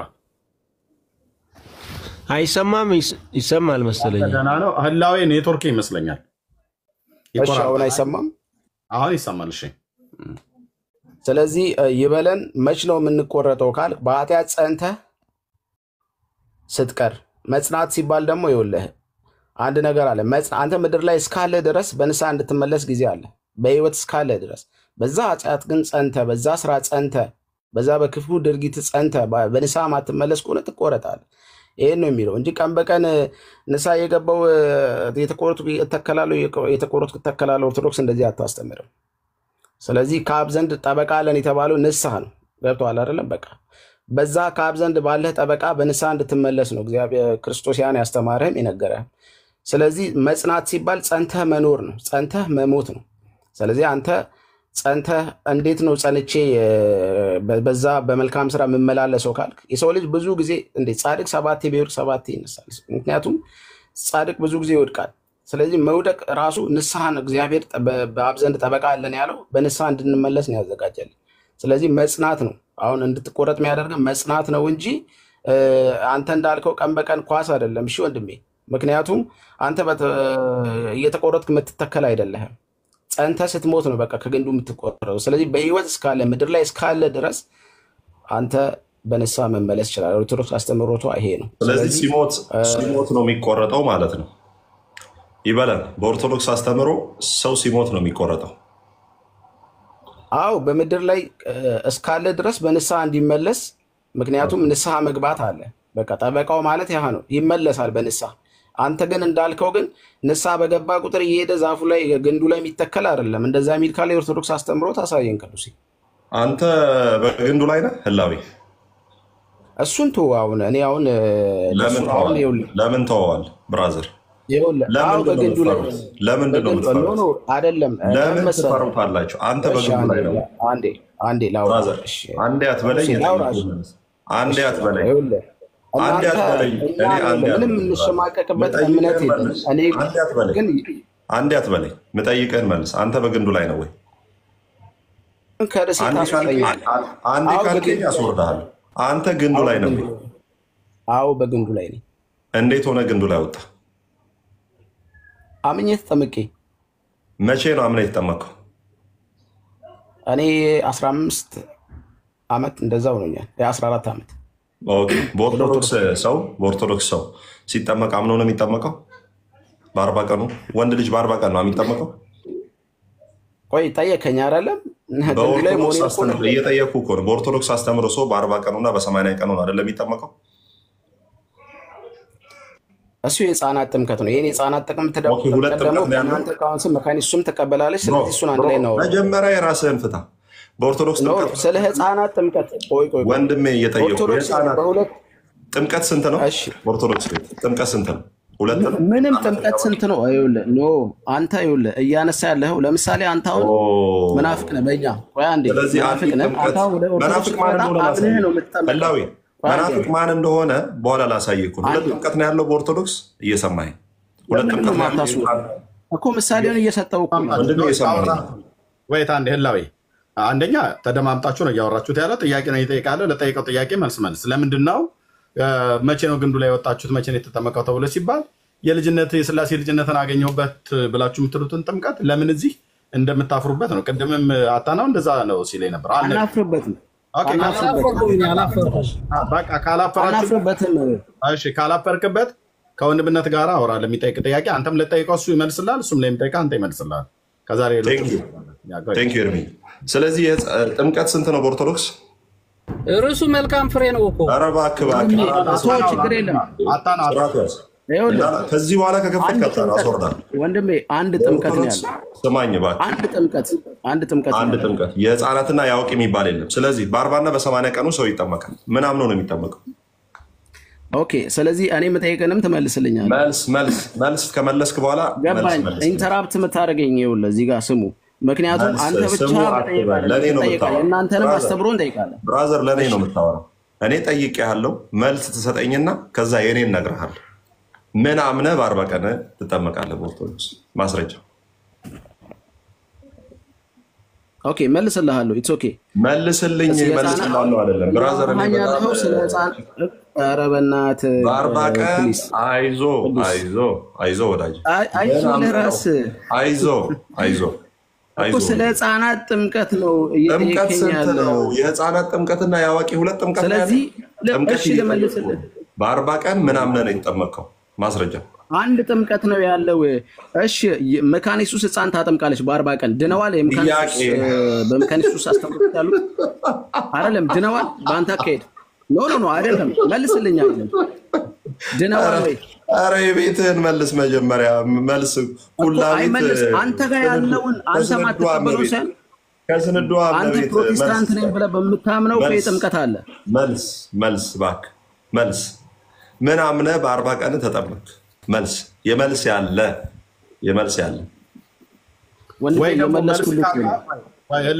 መልስ ካጣ የመካነ ኢየሱስ ቤተክርስቲያን ቄሶች መጥተው መልስ ይመልሱለት ምክንያቱም መካነ ኢየሱስን ተቀብለዋል ብዙ ኦርቶዶክሳውያን እኔ እንደው ተቀበላችሁ ብትመጡ እዛ አግኝተን እንሰብካችሁ ነበር እና አሁን ኖ መቀበል አይደለም አንተ ስለራስህ ጠይቅ መካነ ኢየሱስ ትላለህ መካነ ኢየሱስን ተዋት የእኛ ናት ኦኬ እኛ ወንጌላውያን አማኞች ህብረት ውስጥ ያለ ነው የእናንተ እኛ ከጥንት ነን ስትሉ አልነበር በእድሜም ደግሞ እኛን የፊተኛ ውስጥ ነበር ስለራስ ስትጠይቅ መካነ ኢየሱስ እኮ አትበል ስለራስ ስትጠይቅ መሰረተ ክርስቶስ እኮ ሙሉ ወንጌል አትበል በቃ የህፃናት ጥምቀት ይኸውልህ ለምን መሰለህ የመካነ ኢየሱስን እየተቀበል የኦርቶዶክስን አልቀበልም ማለት ነው ስለ መካነ ኢየሱስ አልጠይቅንህም ስለ ኦርቶዶክስ ጥምቀት ነው የጠየቅንህ የ40 ቀን የ80 ቀን ጥምቀት እሱን ጥምቀት መልስና ከዛ በኋላ እኛ ስጠይቀን ስለ መካነ ኢየሱስን ከጠየቅ እንመልስልሃለን ማለት ነው አንተ አሁን የራስህን መልስ ጎይዶ ወንድምነት እሺ በ40 ቀን ምን አምነህ ተጠመቅ ገላትያ 3 ቁጥር 27 ላይ ክርስቶስ ጋር አንድ ለመሆን የተጠመቃችሁ ክርስቶስን ለብሳችኋል ይላል ስለዚህ እኛ ጥምቀት ጥቅም አልጠየቁ ምን አምነህ በ40 ቀን ተጠመቅ ነው ወንድሜ እየነገርኩ እኮ ነው ወንድሜ የእምነትን ጥቅም የጥምቀትን ጥቅም ነው እየነገርኩኝ ጥምቀት አይጠየቅም እኔ ብራዘር ጥምቀት ሁለት ነው እንደ የህፃናት ያወቂ የምትለኝ ጥምቀት አንዲት ሃይማኖት አይደል የምትሉት ኦርቶዶክስ ቤት በ40 እና በ80 ቀናችሁ ምን አምናችሁ ተጠመቃችሁ የጥምቀትን ጥቅም አልጠየቁ አይደለም ጥያቄ እንዳልጠይቅህ እኮ ነው አሁን እኔም ለምንድን ነው የጠየቅኩትን መጀመሪያ መልስ ከዛ ትጠይቀኛለህ ኢትስ ኦኬ ጌታ መልስልሃል በ40 እና በ80 ቀን ምን አምነህ ተጠመቅ ገላትያ 3 ላይ ቁጥር 27 ላይ ታገኛለህ ወይኔ እሱ የጥምቀትን ጥቅም ነው የሚናገረው ብራዘር እሱ የጥምቀትን ጥቅም ነው እና ከጥቅሙ አንፃር አሁን እየጠየቀኝ ያለው ከጥቅሙ አንፃር እኮ ነው አልጠየኩም እሺ ስለዚህ ምንድን ነው የምጠይቀኝ ጥቅም አልጠየኩም በ40 እና በ80 ቀን ምን አምነህ ተጠመቅ ነው ያልኩት የጥምቀትን እምነት ማለት ጥቅም አልጠየኩም አማርኛ በደንብ ነው የምችለው በ40 እና በ80 ቀን ምን አምነህ ተጠመቅ መልስልኝ እሺ መጽሐፍ ቅዱስ ላይ በ40 እና በ80 ቀን እንዳይጠመቁ የሚከለክል ነገር ምን አለ እየጠየቅኩ ነው በ40 እና በ80 ቀን ምን አምነህ ተጠመቅ ወንድሜ እየመለስኩልህ ነው አሁን እኔ ጥያቄ ልጠይቅህ ጥያቄ መች መለስ እኔ በማውቀው ልክ መልሼልሃለሁ ምንም ምኑን መለስክልኝ? ጥያቄ አሁንም ለስምንተኛ ጊዜ ልጠይቅ። በ40 እና በ80 ቀን ምን አምነህ ተጠመቅ? ነገርኩ እኮ ምን ነገርኩ? 3 ቁጥር 27 ላይ ክርስቶስን ለብሰነዋል። በቃ በዛ የጥምቀትን ጥቅም ነው የሚናገረው። እሱ አንጻር ነው ታዲያ ጥቅም አልጠየኩም። ብራዘር በደንብ አድርጌ ነው አማርኛ የምችለው። ብራዘር ትቀልዳለህ እንዴ? ከዚህ በላይ ምን ልመልስልህ? አታምታታም። በ40 እና በ80 ተረጋጋ እላለሁ። በጣም ነው ደስ የሚለኝ። አታምታታም ስል በ40 እና በ80 ምን አምነህ ተጠመቅ? መልስ። ቀደም ራሱ በስራ በኩል ያዕቆብ መልእክትን ያቦቀው ማውራት ነው ዋናው ፖይንት። እኔ በ40 እና በ80 ምን አምነህ ተጠመቅ ነው ጥያቄ። ህላዌ ኧረ በጌታ እኮ መለስኩልህ እኮ። ገላትያ 3 ላይ ቁጥር 27 ላይ ክርስቶስን ለመልበስ በልጅነት ተጠመቅን። ወደ ክርስቶስ መንቀርብ ጥቅሙን አልጠየቅኩህም። ጥቅም አይደለም ለምትጠይቀኝ መልስ ነው። ስማኝ አማርኛ ላስተምር። እኔ ከደቡብ መጥቼ አማርኛ ላስተምር። የጠየቅኩ የጥምቀትን ጥቅም አይደለም። የጠየቅኩ ምን አምነህ ተጠመቅ? አንተ ታዲያ ለምንድን ነው የምንጠመቀው? ጥምቀት ምንድን ነው አስፈላጊነቱ? አይዞህ የጥምቀት አስፈላጊነት ምንድን ነው? አንተንም እኮ ይታዘባል። በ40 እና በ80 ቀን አንተን ነው ህዝቡ የታዘበ ያለው። መልሳት ወዲህ የጥምቀት ጥቅሙ ምንድን ነው? ጥምቀት እኔ አልፋታህም ብራዘር፣ በጣም ደረቅ ሰው ነኝ። በ40 እና በ80 ቀን ምን አምነህ ተጠመቅ? መልስልኝ። ለመጨረሻ ጊዜ ልመልስልህ። መቀበል አለመቀበል የአንተ ምርጫ ነው። ግን እኔ እንዳልጠይቅህ ይኸውልህ 50 ጥያቄ ትጠይቀኛለህ፣ እሰጥሃለሁ። ይኸው እኔ መለስኩልህ። መቀበል አለመቀበል ያንተ ነው። በዚህ 2100 ሰው ፊት ቃል ይኸው እጄን አንስቼ ይገባል። መለስኩልህ እኮ ወንድም። ስለ መካነ ኢየሱስም ገላትያ 3 ቁጥር 27 በክርስቶስ ክርስቶስን እንደምንለብስ ነው። በእናትህ ከየት ነው የገባኸው? ብራዘር እንደ ትልቅ ሰው እናውራ እንጂ እያወራህ አትደርግ። እንደ ትልቅ ሰው አውራ። የጠየቅኩ ጥያቄ ኢምፖርታንስ ኦፍ ባፕቲዝም አይደለም፣ የጥምቀትን ጥቅም አይደለም የጠየቅኩ። ምን አምነህ ነው የተጠመቅከው? ምን አምነህ ተጠመቅ?